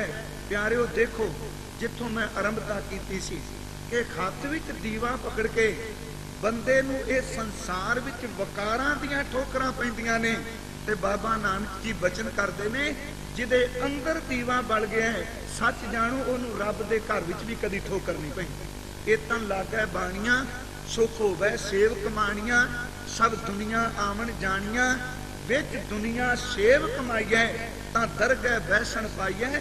अगली तोके कहो नानक बांह लुड़ाई है। अपनी बांह उच्चियां करके जाई, तेनू कोई ठोकर नहीं, तेरे रस्ते विच कोई रुकावट नहीं। सहब कृपालू जी मेहर पै करदे ने। अज दे इस पवित्र ध्यान देना हजूर फरमाउण लगे कि कबीर मन जानै सब बात। साडे मन नूं सारियां गल्लां दा पता है, एवें जान के मचले बन जाने। किहड़े बंदे नूं पता नहीं भी एक दिन मैं मरना है। किस बंदे नूं पता नहीं कि मरण तो बाद मेरे तन ने सड़ के राख हो जाना है। किस बंदे नूं पता नहीं कि मरण तो बाद मेरे भैन भरावां साथ नहीं जाना। किस बंदे नूं पता नहीं कि जुआ मेरे घर की तबाही करेगा। किस बंदे नूं पता नहीं कि शराब मेरे बच्चियां दे वास्ते कल नूं मजदूरी पैदा कर जाएगा। किस बंदे नूं पता नहीं कि ये वकार अवगुण मेरी जिंदगी नूं बर्बाद करके रख देंगे। साहब कहंदे जानन दे बावजूद भी बंदे दा मन जिहड़ा वो अवगुण करदा पिया। ते जदों बंदा अवगुण करदा है ना, पहला अवगुण पहली गलती पहला गुनाह बंदे नूं कई दिन पछतावे विच पा जांदा। कोई भी इंसान है ह्यूमन भी जिस दिन उन्हें पहला कोई कुकर्म कीता है ते कई दिन ओदा चेहरा बुझिया रहिंदा है, कई दिन ओदा चित्त करदा भी मैं मारी जावां, पर परत के हुंदा की है पहली गलती तो बाद दूजी गलती करदा है। वो गलती थोड़ा जिहा खेद देंदी है, तीजे दिन फिर करदा है, चौथे दिन फिर करदा है। एक दिन ऐसा आउंदा है गलतियां ही ओदी जिंदगी बन जांदियां। मैं फिर बेनती करां कि चिट्टे कपड़े पा के तुरिया पहले दिन जदों मेरे तन ते थोड़ी जी धूड़ पैगी ते मैनूं बड़ा लगेगा भैड़ा कि मेरे कपड़ियां ते धूड़ क्यों पै गई। यतन करांगा इस धूड़ नूं लावां। दूजे दिन फिर किते संघनी हो जाएगी, महसूस जरूर होवेगा ते एक दिन ऐसा आवेगा तंद मैल बन जाएगी, परत के जिन्नी मर्जी धूड़ पैंदी रहे इस कपड़े उत्ते मैनूं कोई असर ही नहीं, मेरे लिए कोई थां नहीं पैंदी है, पई जाए। हजूर कहते ने पहली गलती पहला गुनाह पहली कुल बंदे नूं पछतावा दिंदी है। ते जे किते समझ जाए, पर सतगुरु कहते ने नहीं, कबीर मन जाने सब बात, सारियां गल्लां जानदा पिया। साहब कहते ने जानत ही अवगण करे, जानन दे बावजूद अवगण करदा पिया। ते देखो एक बंदा हुंदा है जिस बंदे नूं समझ कोई नहीं ना, मान लो एक बंदे दियां अखां ने, नेत्र ने, विचारा तुरिया जाता है, अचनचेत ओदे पैर किते खड्डे विच किसे इट नाल किसे बन्नी नाल टकराए ते जमीन ते डिगे ते सड़क तो कई बंदे दौड़ के चुकन भी देखो जी बंदे विचारे नूं दिसदा नहीं, हमदर्दी प्रगट करनगे ते कई ओदे हथ पकड़ के ओदे घर तक ओनूं लै जाणगे। जिस दा भी होवे हथ विच दीवा भी पकड़िया होवे ते जान बुझ के खड्डे भी छाल मारे ते वेखण वाले आउंदियां सर पता ही कहणगे अन्ना सैं तैनूं दिसदा नहीं। मेरी बेनती सरवण करियो, जिस बंदे दियां अखां नहीं ओनू कठोर तो कठोर बंदा ये नहीं कहता अन्ना सैं तैनूं दिसदा नहीं, वो आउंदियां सर कहेगा नहीं जी कोई गल नहीं, आओ मैं तुहानूं पकड़ के बाहर कढना। पर जिहदियां अखां ने ओनू कढण के ते सही, पर पहला बचन कहणगे अन्ना तैनूं सामने नजर नहीं आउंदा पिया, सब कुछ वेखण दे बावजूद भी तू छाला मारना पे। बाबे नानक ने इत्थे एक पौड़ी कही कि हाथ दीप कुएं परे मन जान सब बात। हुण एक बंदा बिल्कुल कोरा अनपढ़ ते एक बंदा पढ़िया लिखिया। हुण पढ़िया लिखिया बंदा भुल करके ये कहे मैं नहीं जी कोई नहीं, ये बंदा विद्वान है, आखिर बंदे का गुण बड़ा है। मैं कहना सतगुरु ने साडे इस सवाल का उत्तर दिता है भी एवें बंदे नूं फूक ना छकाई जाओ, गलती गलती है, भावें अनपढ़ करे ते भावें पढ़िया लिखिया करे। ते बाणी दी मैं तुक तुहाडे नाल सांझी करनी। बाबा नानक जी कहते ने एक विद्वान ने भुल कर दी ते लोग कहते ने चलो कोई गल रहन दिओ जी, आखिर इन्ना बंदा सियाणा है, इन्ना वड्डा है। कहते ने एक अनपढ़ बंदे ने भुल की ते सारे लोग उन्हें मारन तक गए। गुरु साहब कहते ने नहीं, वो दुनिया के लोगो तुसी पढ़े दी गलती नूं देख के पढ़दे पाओगे, कहोगे क्योंकि कल इस बंदे तक तुहानूं लोड़ है। पर रब ने कोई परवाह नहीं करनी। एक पौड़ी असीं पढ़ने पढ़िया होवे गुनाहगार तां ओमी साधना मारी, मन जाने सब बात जानती ही औगन करे। पढ़िया होवे गुनाहगार, जे बंदा पढ़ के हाथ विच दीवे पकड़ के भी गलती कर रहा है, पढ़िया होवे गुनाहगार तां ओमी। ओमी दा अर्थ वैसे हुंदा है अनपढ़।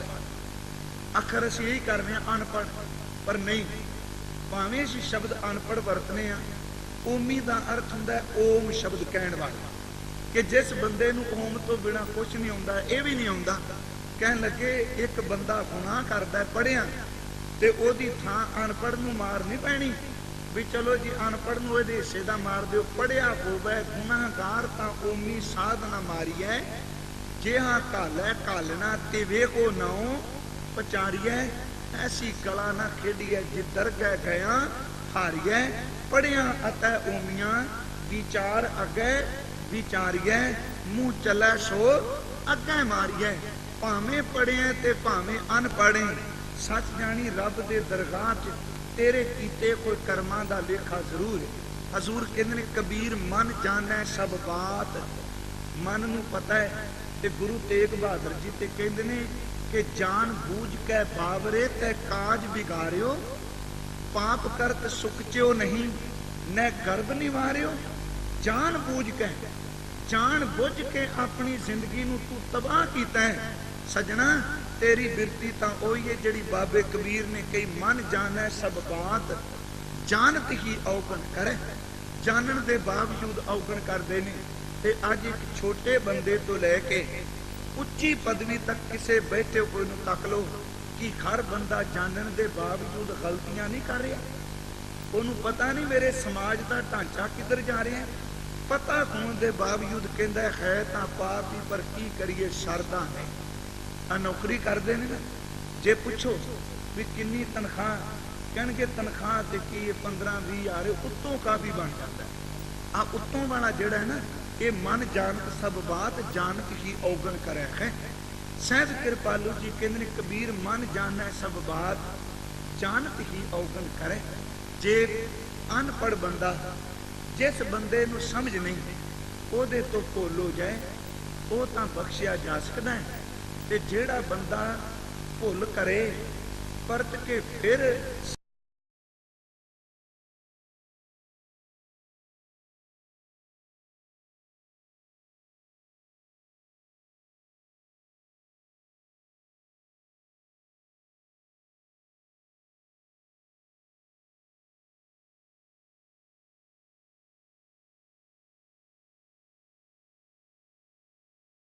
ਦੇ ਬਾਵਜੂਦ ਵੀ ਭੁੱਲ ਕਰੇ ਤੇ ਉਸ ਬੰਦੇ ਨੂੰ ਕਿਵੇਂ ਬਖਸ਼ਾਂ। ਭਾਈ ਗੁਰਦਾਸ ਕਹਿੰਦੇ ਨੇ, ਇੱਕ ਬੰਦਾ ਖਜੂਰ ਤੇ ਭੁਲੇਖੇ ਨਾਲ ਚੜ ਗਿਆ, ਸ਼ਿਖਰ ਤੇ ਪਹੁੰਚ ਗਿਆ, ਉਹਦਾ ਪੈਰ ਫਿਸਲਿਆ, ਜ਼ਮੀਨ ਤੇ ਗਿਰਿਆ ਤੇ ਡਿੱਗਿਆ। ਜਦੋਂ ਉਹਦੇ ਗੋਡੇ ਗਿੱਟੇ ਕੁਝ ਨਹੀਂ ਟੁੱਟੇ, ਕੱਪੜੇ ਝਾੜ ਕੇ ਉੱਠ ਕੇ ਖਲੋ ਗਿਆ, ਕਹਿੰਦਾ ਦੇਖੋ ਖਜੂਰ ਤੇ ਚੜੇ ਸਾਂ, ਡਿੱਗ ਗਿਆ, ਕੁਝ ਨਹੀਂ ਵਿਗੜਿਆ। ਦੂਜੇ ਦਿਨ ਫਿਰ ਆ ਗਿਆ ਜੀ, ਸ਼ੇਖੀ ਦਾ ਮਾਰਿਆ, ਪਰਤ ਕੇ ਫਿਰ ਚੜਿਆ। ਲੋਕੋ ਆਓ ਇਕੱਠੇ ਹੋਵੋ, ਕੱਲ ਆਪਾਂ ਡਿੱਗੇ ਸਾਂ, ਕਰਾਮਾਤੀਆਂ, ਫੁਲਾਦ ਦਾ ਸ਼ਰੀਰ ਹੈ, ਅਸੀਂ ਤਾਂ ਪੱਥਰ ਹਾਂ, ਖਜੂਰ ਕੀ ਸਾਡਾ ਵਿਗਾੜ ਸਕਦੀ। ਉੱਤੋਂ ਮਾਰੀ ਛਾਲ, ਧੌਣ ਪਰ ਨੇ ਡਿੱਗਾ, ਨਾਲ ਹੀ ਮਣਕਾ ਟੁੱਟ ਗਿਆ। ਲੋਕੀ ਉੱਠਦੇ ਰਹੇ ਵੀ ਹੁਣ ਕੱਪੜੇ ਝਾੜੇਗਾ, ਨਾਲ ਦਿਆਂ ਨੇ ਕਿਹਾ ਫੱਟੇ ਦਾ ਪ੍ਰਬੰਧ ਕਰੋ, ਮਰ ਗਿਆ ਜੀ। ਹੁਣ ਤੱਕੋ, ਜੇ ਪਹਿਲੇ ਦਿਨ ਮੰਨ ਲਓ ਤੂੰ ਖਜੂਰ ਤੋਂ ਡਿੱਗਿਆ, ਰੱਬ ਨੇ ਮਿਹਰ ਕੀਤੀ, ਰੱਬੀ ਸਬੱਬੀ ਤੂੰ ਬਚ ਗਿਆ, ਤੇ ਦੂਜੇ ਦਿਨ ਰੱਬ ਨੂੰ ਜਾ ਕੇ ਜ਼ਰੂਰ ਛੇੜਨੇ ਵੀ ਮੈਂ ਤੇਰਾ ਅੰਤ ਪਾਣ ਆਇਆ, ਮੈਂ ਕੱਲ ਬਚ ਗਿਆ, ਅੱਜ ਵੀ ਪਾਂਗਾ। ਕਹਿਣ ਲੱਗੇ ਅੱਜ ਚੱਲ ਤੇਰੀ ਧੌਣ ਭੰਨੇਗਾ, ਨਾਲ ਹੀ ਤੇਰੀ ਮੌਤ ਹੋ ਜਾਣੀ। ਅਨਭੋਲ ਵਿੱਚ ਬਚ ਗਿਆ, ਇਹਦਾ ਮਤਲਬ ਇਹ ਨਹੀਂ ਵੀ ਤੂੰ ਰੋਜ਼ ਖਜੂਰ ਤੇ ਚੜ ਕੇ ਛਾਲ ਮਾਰ। ਭਾਈ ਸਾਹਿਬ ਕਹਿੰਦੇ ਨੇ ਕਿ ਦੇਖੋ ਸ਼ਬਦ ਨੇ ਕਿ ਅੱਜ ਬੰਦੇ ਨੇ ਇੱਕ ਥਾਂ ਤੋਂ ਕਿਤੇ ਜ਼ਹਿਰ ਦਾ ਪਿਆਲਾ ਪੀ ਲਿਆ, ਅਚਨਚੇਤ ਰੱਬ ਮਿਹਰ ਕਰੇ ਵੀ ਉਹ ਵੈਦ ਨੇ ਦਵਾ ਦਿੱਤੀ ਤੇ ਬਚ ਗਿਆ, ਤੇ ਦੂਜੇ ਦਿਨ ਸ਼ੇਖੀ ਨਾਲ ਇਹ ਕਹੇ ਅਸੀਂ ਤਾਂ ਜ਼ਹਿਰ ਦੇ ਪਿਆਲੇ ਪੀ ਕੇ ਵੇਖੇ ਨੇ, ਅਸੀਂ ਤਾਂ ਪੱਥਰ ਹਜਮ ਕਰ ਦਿੰਦੇ ਆ। ਦੂਜੇ ਦਿਨ ਪਿਆਲਾ ਨਾਲ ਲਾਇਆ, ਦੋ ਘੁੱਟ ਗਏ ਤੇ ਨਾਲ ਹੀ ਭੋਗ ਪੈ ਗਿਆ। ਕਹਿੰਦੇ ਨੇ ਜੇ ਬੰਦਿਆ ਤੂੰ ਔਗਣ ਅਨਭੋਲ ਕੀਤਾ ਹੈ, ਰੱਬ ਨੇ ਤੈਨੂੰ ਬਖਸ਼ ਦਿੱਤਾ। ਹੁਣ ਇਹਦਾ ਮਤਲਬ ਇਹ ਨਹੀਂ ਤੇ ਲੋਕ ਕਰਦੇ ਨੇ ਜਾਣ ਬੁੱਝ ਕੇ। ਮੈਂ ਪਿਛਲੇ ਦਿਨ ਅਰਜ਼ ਕੀਤੀ ਸੀ, ਵਾਹਿਗੁਰੂ ਮਿਹਰ ਕਰੇ ਧਰਮ ਦੀ ਦੁਨੀਆ ਵਿੱਚ ਰੋਜ਼ ਅਰਦਾਸ ਕਰੀਏ ਕਿਤੇ ਡੋਲ ਨਾ ਜਾਈਏ। ਅਸੀਂ ਪਾਠ ਰੋਜ਼ ਪੜ੍ਹਨੇ ਕਿ ਦਾਤਾ ਜੀ ਨੇ ਜਿਹੜਾ ਬਚਨ ਕਿਹਾ ਨਾ, ਆਸਾ ਮਹੱਲਾ ਪਹਿਲਾ, ਤਿਤ ਸਰਵਰੜੈ ਭਈਲੇ ਨਿਵਾਸਾਂ, ਪਾਣੀ ਪਾਵ ਤਿਨੈ ਕੀਆ। ਦੇਖੋ ਇਹ ਸ਼ਬਦ ਸਾਡੇ ਸਾਰਿਆਂ ਤੇ ਟੁਕਦਾ ਹੈ। ਕਹਿੰਦੇ ਨੇ ਜਿਸ ਸਰੋਵਰ ਵਿੱਚ, ਜਿਸ ਸੰਸਾਰ ਤੇ ਅਸੀਂ ਰਹਿੰਦੇ ਹਾਂ, ਇੱਥੇ ਰੱਬ ਨੇ ਪਾਣੀ ਦੀ ਥਾਂ ਤੇ ਤ੍ਰਿਸ਼ਨਾ ਦੇ ਅੱਗ ਦੀਆਂ ਲਹਿਰਾਂ ਪੈਦਾ ਕੀਤੀਆਂ। ਕਹਿੰਦੇ ਨੇ ਮੋਹ ਦਾ ਚਿੱਕੜ, ਤਿਤ ਸਰਵਰੜੈ ਭਈਲੇ ਨਿਵਾਸਾਂ, ਪਾਣੀ ਪਾਵਕ ਤਿਨੈ ਕੀਆ। ਪੰਕਜ ਮੋਹ ਪੱਗ ਨਹੀਂ ਚੱਲੈ, ਸਾਡੇ ਪੈਰ ਤੁਰਦੇ, ਯਤਨ ਕਰਨੇ ਪੈਰ ਪੱਟਣ ਦਾ, ਚਿੱਕੜ ਫਿਰ ਖਿੱਚਦਾ। ਪੰਕਜ ਮੋਹ ਪੱਗ ਨਹੀਂ ਚੱਲੈ, ਹਮ ਦੇਖਾਂ। ਬਾਬਾ ਨਾਨਕ ਜੀ ਕਹਿੰਦੇ ਨੇ ਮੈਂ ਵੇਖੇ, ਹਮ ਦੇਖਾ ਦਰ ਤੇ ਨਹੀਂ ਮੈਂ ਸੁਣਿਆ, ਹਮ ਦੇਖਾਂ ਤੈਂ ਡੂਬ ਯਲੇ। ਕਹਿਣ ਲੱਗੇ ਮੇਰੇ ਵੇਖਦਿਆਂ ਕਈ ਡੁੱਬ ਗਏ। ਗੁਰੂ ਅਰਜਨ ਸਾਹਿਬ ਨੇ ਇੱਕ ਤੁਕ ਕਹੀ, ਪੁਰੀਏ ਪੁਰੀਏ ਵਹਿੰਦਿਆਂ ਤਲ ਗਾੜਾ ਮਹਿਰੇਰ ਦੱਖਣੀ। ਮਾਰੂ ਦੱਖਣਾ ਜਿਹੜੇ ਸੀ ਪੜ੍ਹਨੇ ਕਿ ਰਸਤੇ ਤੇ ਜਾਂਦਿਆਂ ਧਿਆਨ ਨਾਲ ਚੱਲੀ, ਚੇਤੇ ਰੱਖੀ ਰੱਬ ਨੇ ਤੈਨੂੰ ਛੋਟੀ ਜਿਹੀ ਇੱਕ ਬੰਨੀ ਦਿੱਤੀ ਹੈ ਤੁਰਨ ਵਾਸਤੇ। ਐਵੇਂ ਆਕੜ ਕੇ ਤੁਰੀ ਨਾ, ਜੇ ਪੈਰ ਫਿਸਲ ਗਿਆ ਥੱਲੇ ਗਾੜਾ ਚਿੱਕੜੀ ਡੁੱਬ ਜਾਏਗਾ, ਪਰਤ ਕੇ ਤੈਨੂੰ ਕਿਸੇ ਕੱਢਣਾ ਨਹੀਂ। ਮਨ ਜਾਣਾ ਸਭ ਬਾਤ। ਸਾਹਿਬ ਕਿਰਪਾਲੂ ਜੀ ਨੇ ਕਿਹਾ, ਕਹਿਣ ਲੱਗੇ ਕੁਰੀਏ ਕੁਰੀਏ ਵਹਿੰਦਿਆਂ ਤਲ ਗਾੜਾ ਮਹਿਰੇਰ, ਵੇਖੇ ਛਿੱਟੜ ਖੀਮ ਦੇ ਜਾਮ ਕਿਸੰਦੋ, ਪੇਰ ਜਿਨ੍ਹਾਂ ਦੇ ਪੈਰ ਤੇ ਲੱਗੇ ਉਹ ਗਰਕ ਗਏ। ਪੰਕਜ ਮੋਹ ਪੱਗ ਨਹੀਂ ਚੱਲੈ। ਹੁਣ ਆਪਾਂ ਡਰ ਜਾਾਂਗੇ ਵੀ ਇਹ ਕਿਵੇਂ ਹੋ ਸਕਦਾ ਹੈ, ਅਸੀਂ ਸਾਰੇ ਡੁੱਬਾਂਗੇ। ਤੇ ਇੱਕ ਸ਼ਲੋਕ ਮੈਂ ਅਰਜ਼ ਕਰ ਦੇਣਾ, ਗੁਰੂ ਸਾਹਿਬ ਕਹਿੰਦੇ ਨੇ ਮੈਂ ਦੇਖੇ ਨੇ ਲੋਕ ਚਿੱਕੜ ਵਿੱਚ ਡੁੱਬਦੇ, ਮੈਂ ਦੇਖੇ ਨੇ ਲੋਕ ਤਿਲਕ ਕੇ ਗਰਕਦੇ, ਪਰ ਮੈਂ ਉਹ ਵੀ ਦੇਖੇ ਨੇ ਜਿਹੜੇ ਚਿੱਕੜ ਦੇ ਉੱਤੇ ਤੁਰਦੇ ਨੇ, ਪਰ ਚਿੱਕੜ ਉਹਨਾਂ ਦੇ ਪੈਰ ਨੂੰ ਕੁਝ ਕਹਿੰਦੇ। ਕਦੀ ਉਹ ਸ਼ਲੋਕ ਪੜ੍ਹਿਓ ਕਿ ਨਦੀ ਤਰੰਦੜੀ ਮਹਿੰਡਾ ਖੋਜ ਨਾ ਖੁੰਬੈ। ਹੁਣ ਇੱਕ ਪਾਸੇ ਪੰਕਜ ਮੋਹ ਪੱਗ ਨਹੀਂ ਚੱਲੈ, ਪੈਰ ਡੁੱਬਦੇ ਪਏ ਨੇ। ਸਾਹਿਬ ਕਹਿੰਦੇ ਨੇ ਨਦੀ ਤਰੰਦੜੀ ਮਹਿੰਡਾ ਖੋਜ ਨਾ ਖੁੰਬੈ, ਮੰਝ ਮੁਹੱਬਤ ਤੇਰੀ, ਤੇਰੀ ਮੁਹੱਬਤ, ਤੇਰਾ ਇਸ਼ਕ, ਤੇਰਾ ਪਿਆਰ ਮੇਰੇ ਵਿੱਚ ਪਰੋਤਾ ਪਿਆ। ਮੰਝ ਮੁਹੱਬਤ ਤੇਰੀ ਤੈਂ ਸ਼ੈ ਚਰਨੀ ਮਹਿੰਡਾ ਹੀ ਅੜਾ ਸੀਤਮ, ਹਰ ਨਾਨਕ ਤੁਲਹਾ ਬੇੜੀ। ਮੇਰਾ ਹਿਰਦਾ ਤੇਰੀ ਸਿਫਤ ਵਿੱਚ ਸੀਤਾ ਗਿਆ। ਤੇ ਜਿਹੜੇ ਅੰਦਰੋਂ ਸੀਤੇ ਨੇ ਸੱਚ ਜਾਣੋ, ਕਦੀ ਮੋਹ ਦੇ ਚਿੱਕੜ ਵਿੱਚ ਉਹਨਾਂ ਦੇ ਪੈਰ ਵੀ ਨਹੀਂ ਭਿੱਜਦੇ। ਮੈਂ ਜਿਹੜੀ ਅਰਜ਼ ਕਰ ਰਿਹਾ ਕਿ ਬੰਦਾ ਜਾਣਨ ਦੇ ਬਾਵਜੂਦ ਵੀ ਗੁਨਾਹ ਪਿਆ ਕਰਦਾ, ਇਹਨੂੰ ਪਤਾ ਵੀ ਹੈ। ਤੇ ਸਤਿਗੁਰੂ ਨੇ ਤੇ ਬਾਣੀ ਵਿੱਚ ਕਿਹਾ, ਕਹਿੰਦੇ ਨੇ ਹਰ ਬੰਦੇ ਨੂੰ ਪਤਾ। ਮੈਂ ਕਿਹੜਾ ਬੰਦਾ ਜਿਹੜਾ ਕਹਿੰਦਾ ਵੀ ਮੈਨੂੰ ਨਹੀਂ ਪਤਾ ਸੀ ਜੀ? ਇਹ ਗੱਲ ਵੱਖਰੀ, ਕਰੋੜਾਂ ਵਿੱਚੋਂ ਇੱਕ ਅੱਧਾ ਹੋਵੇ। ਅਰਦਾਸ ਕਰ ਰੱਬ ਤੇਰੇ ਗੁਨਾਹ ਬਖਸ਼ੇਗਾ। ਪਰ ਜੇ ਰੋਜ਼ ਰੋਜ਼ ਹੀ ਮਾੜੇ ਕਰਮ ਕੀਤੇ, ਇੱਕ ਦਿਨ ਭਾਂਡਾ ਟੁੱਟਦਾ ਹੈ, ਪਾਣੀ ਸਿਮਣ ਲੱਗ ਪਿਆ, ਠਠਿਆਰ ਵੀਰ ਕੋਲ ਗਏ, ਉਹਨੇ ਟਾਂਕਾ ਲਾ ਦਿੱਤਾ। ਉਹਨੇ ਇੱਕ ਗੱਲ ਕਹੀ, ਦੇਖ ਅੱਜ ਤੋਂ ਬਾਅਦ ਘੜੇ ਚੋਂ, ਇਸ ਭਾਂਡੇ ਚੋਂ, ਇਸ ਲੋਟੇ ਚੋਂ ਪਾਣੀ ਨਹੀਂ ਵਗੇਗਾ, ਪਰ ਜਿੰਨੀ ਦੇਰ ਤੱਕ ਲੋਟਾ ਰਹੇਗਾ ਇਹਦੇ ਨਿਸ਼ਾਨ ਨੇ ਰਹਿਣਾ ਜਿੱਥੇ ਟਾਂਕਾ ਲੱਗਾ। ਉਹਨੇ ਕਿਹਾ ਪਹਿਲੇ ਦਿਨ ਬੜਾ ਮਹਿਸੂਸ ਹੋਇਆ ਵੀ ਕਿੱਡਾ ਚੰਗਾ ਲੋਟਾ ਸੀ, ਟਾਂਕਾ ਲੱਗਾ, ਨਾਸ ਵੱਜ ਗਏ, ਅਸੀਂ ਕਹਿੰਦੇ ਹਾਂ। ਦੂਜੇ ਦਿਨ ਫਿਰ ਲੋਟਾ ਤੋੜ ਲਿਆ, ਉਹ ਤੇ ਫਿਰ ਟਾਂਕਾ ਲੱਗ ਗਿਆ। ਤੀਜੇ ਦਿਨ ਫਿਰ ਟਾਂਕਾ ਲਾਇਆ। ਚੌਥੇ ਦਿਨ ਕਾਫੀ ਤੋੜ ਲਿਆ। ਠਠਿਆਰ ਨੇ ਕਿਹਾ ਚੌਕੇ ਇਹਨੂੰ ਤੂੰ ਸੱਟ ਦੇ ਕਬਾੜ ਵਿੱਚ, ਇਹ ਢਾਲ ਕੇ ਦੁਬਾਰਾ ਬਣੇਗਾ, ਰੋਜ਼ ਰੋਜ਼ ਇਹਦੇ ਤੇ ਟਾਂਕੇ ਨਹੀਂ ਲੱਗਣੇ। ਦੇਖੋ ਪਹਿਲੀ ਗਲਤੀ, ਰੱਬ ਮਿਹਰ ਕਰੇ, ਵੈਸੇ ਪਤਾ ਨਹੀਂ ਕਿੱਥੇ ਡਿੱਗ ਪੈਣਾ, ਕਿ ਦੇਖੋ ਜ਼ਿੰਦਗੀ ਬੜੀ ਚੰਗੀ ਏ, ਪਰ ਜੇ ਕਿਤੇ ਇੱਕ ਵਾਰੀ ਟਾਂਕਾ ਲੱਗ ਗਿਆ ਨਾ ਤੇ ਸਾਰੀ ਜ਼ਿੰਦਗੀ ਵਿੱਚੋਂ ਟਾਂਕਾ ਰਿੜਕਦਾ ਰੜਕਦਾ ਰਹਿੰਦਾ ਵੀ ਟਾਂਕਾ ਕਦੀ ਲੱਗਾ ਸੀ। ਭਾਈ ਮਾਨ ਸਿੰਘ ਨੂੰ ਗੁਰੂ ਕਲਗੀ ਵਾਲੇ ਦੀ ਗੋਦ ਮਿਲ ਗਈ ਏ, ਹਾਲਾਂ ਬਦਾਵੇ ਦੀ ਗੱਲ ਨਹੀਂ ਚੱਲੀ। ਉਹਦੇ ਜ਼ਖਮੀ ਹੋਣ ਦੇ ਬਾਵਜੂਦ ਗੁਰੂ ਨੇ ਆਪਣੀ ਗੋਦ ਦੇ ਦਿੱਤੀ, ਪਰ ਜਦੋਂ ਉਹਦੀ ਅੱਖ ਖੁੱਲੀ ਉਹਨੂੰ ਟਾਂਕਾ ਨਜ਼ਰ ਆ ਗਿਆ। ਕਹਿਣ ਲੱਗਾ ਬਾਬਾ ਬਾਕੀ ਗੱਲਾਂ ਸਾਰੀਆਂ ਠੀਕ ਨੇ, ਪਹਿਲਾਂ ਉਹ ਕਾਗਜ਼ ਪਾੜ ਜਿੱਥੇ ਲਿਖਿਆ ਤੂੰ ਸਾਡਾ ਗੁਰੂ ਨਹੀਂ ਤੇ ਅਸੀਂ ਤੇਰੇ ਸਿੱਖ, ਕਿਉਂਕਿ ਜ਼ਿੰਦਗੀ ਵਿੱਚੋਂ ਟਾਂਕਾ ਰੜਕਦਾ ਹੈ। ਇਹ ਰੋਜ਼ ਰੋਜ਼ ਜੇ ਟਾਂਕੇ ਲਾਉਣ ਲੱਗ ਪਈਏ, ਜਾਣ ਬੁੱਝ ਕੇ ਤੋੜ ਕੇ ਟਾਂਕਾ ਲਾ ਦਿਓ, ਟਾਂਕਾ ਲਾ ਦਿਓ, ਕਹਿੰਦਾ ਚੁੱਕ ਕੇ ਬਾਹਰ ਮਾਰੇ ਨੂੰ ਕਿ ਹੁਣ ਰੋਜ਼ ਰੋਜ਼ ਟਾਂਕੇ ਨਹੀਂ ਲੱਗਦਾ। ਅੱਜ ਇੱਥੋਂ ਅੰਮ੍ਰਿਤ ਛਕਿਆ, ਟਾਂਕਾ ਲੱਗ ਗਿਆ। 5-10 ਦਿਨਾਂ ਬਾਅਦ ਦੂਜੇ ਸ਼ਹਿਰ ਵੱਡੀ ਭੁੱਲ ਕਰ ਲਈ ਤੇ ਤੀਜੇ ਦਿਨ ਆਨੰਦਪੁਰ ਸਾਹਿਬ ਜਾ ਖਲੋਤੇ। 5ਵੀਂ ਵਾਰੀ ਅਕਾਲ ਤਖਤ ਜਾ ਖਲੋਤੇ। ਜਦੋਂ ਪਤਾ ਲੱਗ ਗਿਆ ਵੀ ਪੰਜਾਬ ਦੇ ਸਾਰਿਆਂ ਨੂੰ ਪਤਾ ਲੱਗ ਗਿਆ ਵੀ ਇਹ ਬੰਦਾ ਪਰਤ ਕੇ ਅੰਮ੍ਰਿਤ ਛਕਿਆ, ਕਹਿੰਦਾ ਹੁਣ ਹਜ਼ੂਰ ਸਾਹਿਬ ਚੱਲੋ। ਰੋਜ਼ ਰੋਜ਼ ਟਾਂਕੇ ਲਵਾਨੇ ਆ, ਮੇਰਾ ਦਾਤਾ ਤੇ ਟਾਂਕੇ ਲਾਏਗਾ। ਇੱਕ ਦਿਨ ਉਹਨੇ ਕਹਿੰਦਾ ਨਹੀਂ ਬੰਦਿਆ, ਤੇਰਾ ਕੋਈ ਪਾਰ ਉਤਾਰ। ਦੇਖੋ ਕੱਪੜਾ ਪਾਟਦਾ, ਰਫੂ ਕੀਤਾ ਜਾ ਸਕਦਾ ਹੈ, ਪਰ ਸੱਜਣੋ ਚੇਤੇ ਰੱਖੋ ਰਫੂ ਕੀਤੇ ਹੋਏ ਨਿਸ਼ਾਨ ਨਹੀਂ ਜਾਂਦੇ। ਸਰੀਰ ਤੇ ਸੱਟ ਵੱਜਦੀ ਏ, ਜ਼ਖਮ ਭਰੇ ਜਾਂਦੇ ਨੇ, ਪਰ ਗੁਰੂ ਕੇ ਸਿੱਖੋ ਜ਼ਖਮ ਵਾਲੀ ਨਿਸ਼ਾਨ ਕਦੀ ਨਹੀਂ ਜਾਂਦੇ। ਹਜ਼ੂਰ ਕਿਰਪਾਲੂ ਨੇ ਕਿਹਾ ਕਬੀਰ ਮਨ ਜਾਣੈ ਸਭ ਬਾਤ, ਜਾਣਤ ਹੀ ਔਗਣ ਕਰੇ।